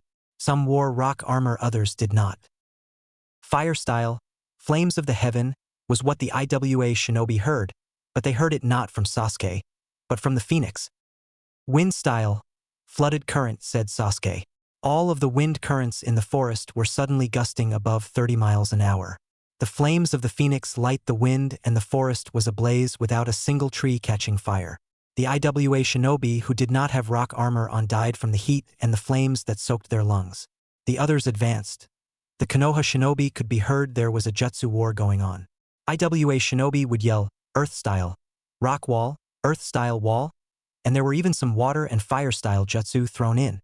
The Konoha shinobi responded with the Gutsuga, Suga, fire style, fireball. There was also an assortment of other fire and lightning jutsu. The Genin and Taijutsu specialist were also fighting between the ninjutsu blasts. Flashback. The death of the Tsuchikage.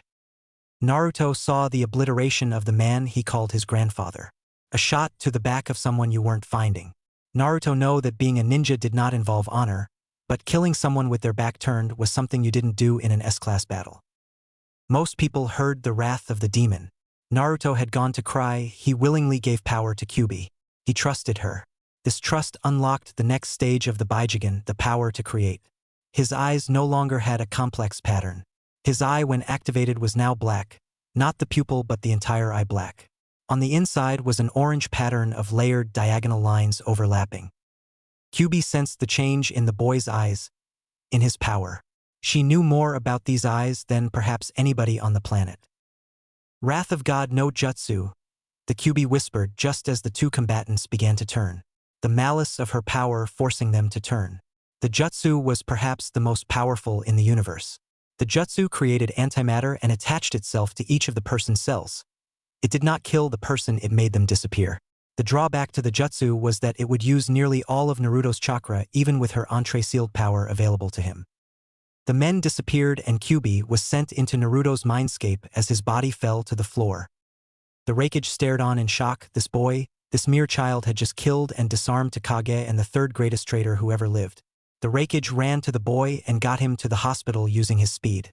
He thought to himself, nearly a century passed since the creation of the village and Konoha still makes claim to the strongest shinobi. The first, the second, Madara, the third, the White Fang, the Sannin, Minato, Sharingan no Kakashi, Itachi, and now Naruto, the heir to the Uzumaki and the Namikes and the son of the Uchiha. His teammates are nothing to joke about either, I hear. Flashback. The interior of the village. Jiraiya had the sound ninjas on the run fairly easily. They had been digging a tunnel. This Konoha had already knew, so all Jiraiya had to do was use two jutsu. Sage style. Oily swamp of the underworld jutsu, said Jiraiya, and the ground of the tunnel into an oily, thick mud. Now is the time for you to run. By the way, Orochimaru is dead, said Jiraiya. He had seen the snake killed by his pupil. About 3/4 of the sound ninja turned around and ran. Jiraiya gave them time to escape and then yelled. Phoenix Fire Jutsu, said Jiraiya. Present. I see, so there wasn't much destruction then, the women said in a half-question, half-statement way. Less the 1000000 Rio in destruction, Kurosama, said Sasuke. The woman simply nodded in response. The group walked on. Kara smiled. She saw sights she hadn't seen in over 10 years. She had been a Chunin when she left. Naruto was 2. She had seen him as a baby. She was but a child when he had been adopted, and she was fine with the Uchiha being his parents as long as she could be his aunt. She had cried when she received the mission. She had no idea how or why she received it. She was told to train, for she would be chosen as the next Hokage. Sarutobi wanted Tsunade, but in my story the council pre-chooses their Hokage and had her trained to take up the mantle when Sarutobi died. She wondered how he was doing. I was always the only one who could get to him. I know he had Naruto, Sasuke, and this Hinata, but he needed adult friends too. I hope he is single though. The redhead thought, blushing. They arrived at the gates of Konoha. Hawk and Toad walking in front, they walked to the guard station. Hello Toad and Hawk back with Kara Uzumaki. Rank. The Chunin nodded. Nothing else would or could be told. They were Chunin, there was nothing they would ever learn about the mission. They walked into the Hokage's office and saw Hayashi sitting. The boys took off their mask. Hello boys, Kurasama, said Hayashi, relieved to see the woman who would be taking all the paperwork away. There is a meeting about to begin. You are right on time. Let us make our way there, said Hayashi. They made their way to the meeting room.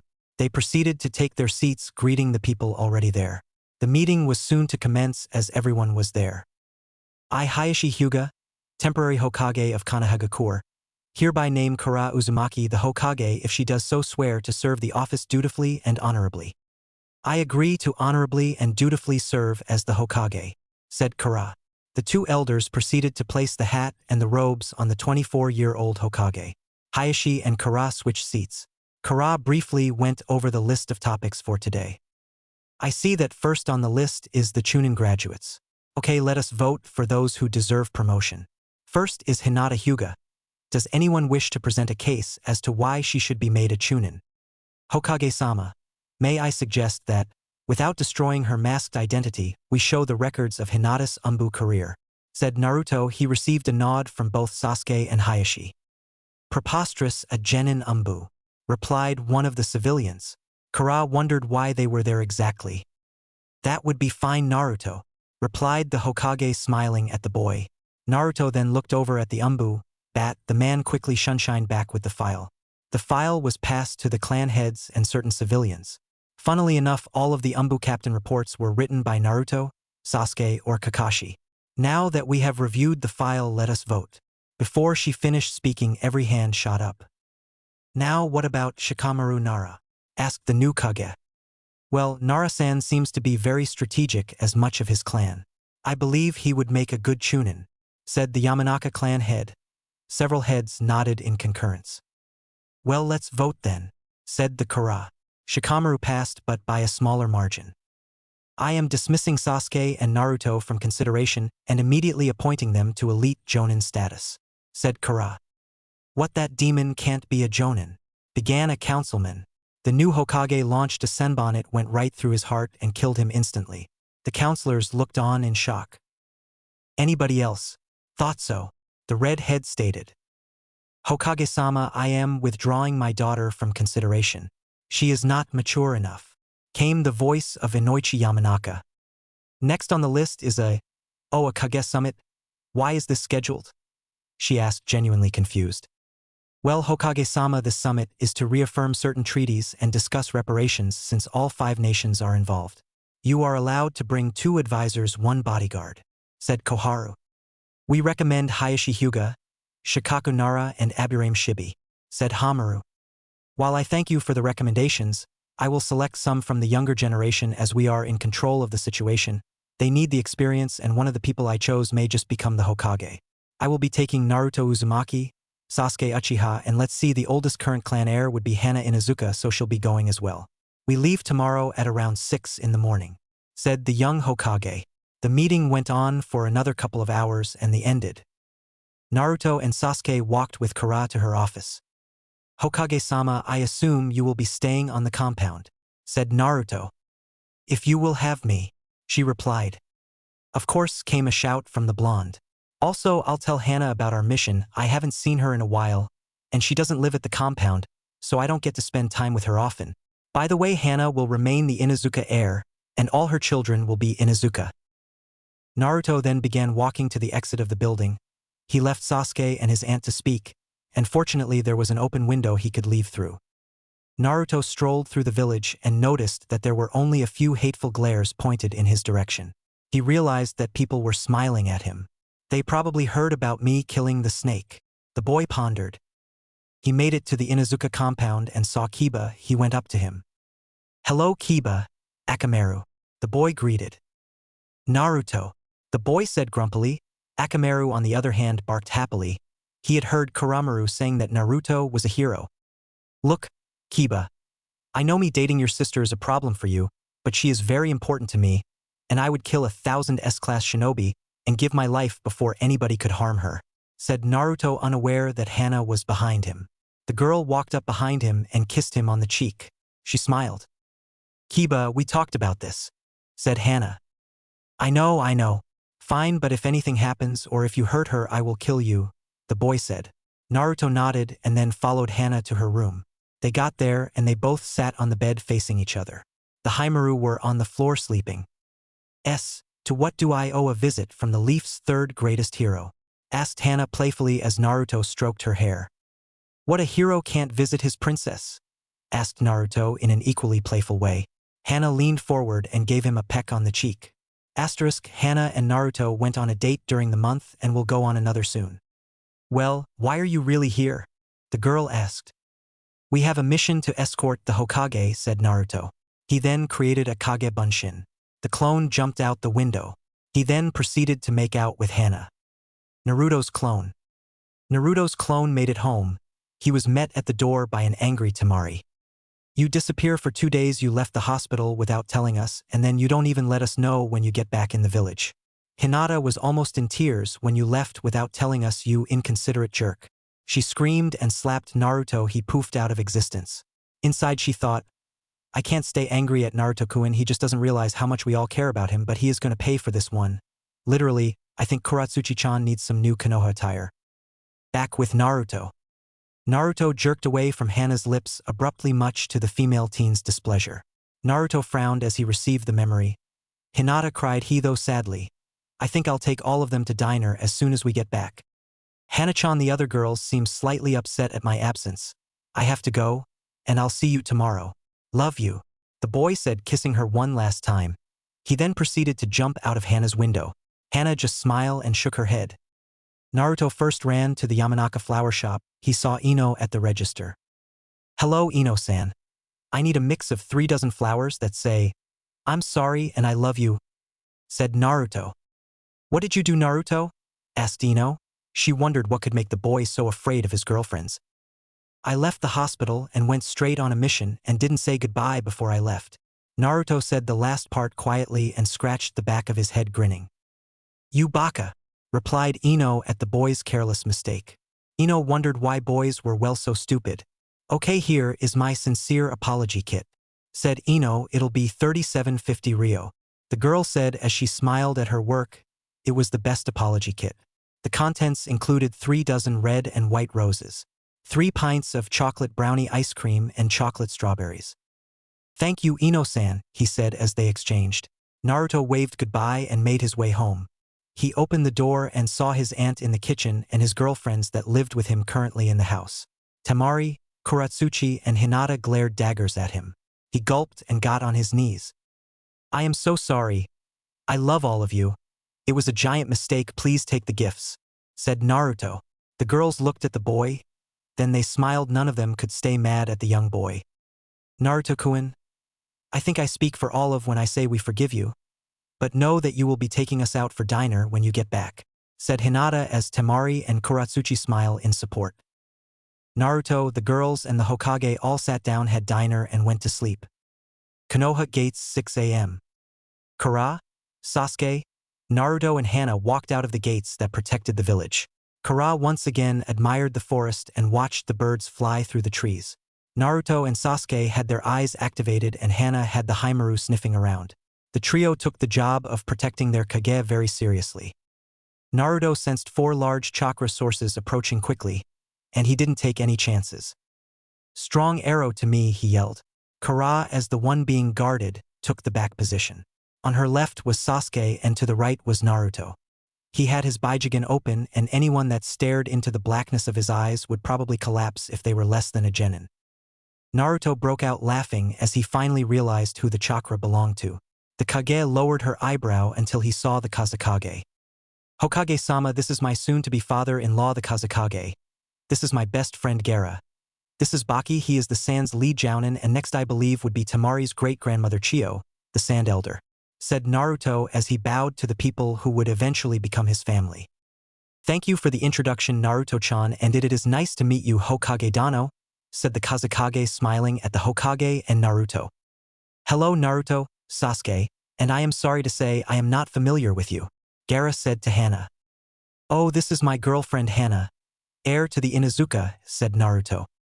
Nice to meet you Hana-san, said the Kazekage, Gaara, and Chiyo in an almost scary chorus. Well Kazekage Dano, why do we not make the rest of the journey together? Asked the new Hokage. The Kazekage nodded and the group made their way.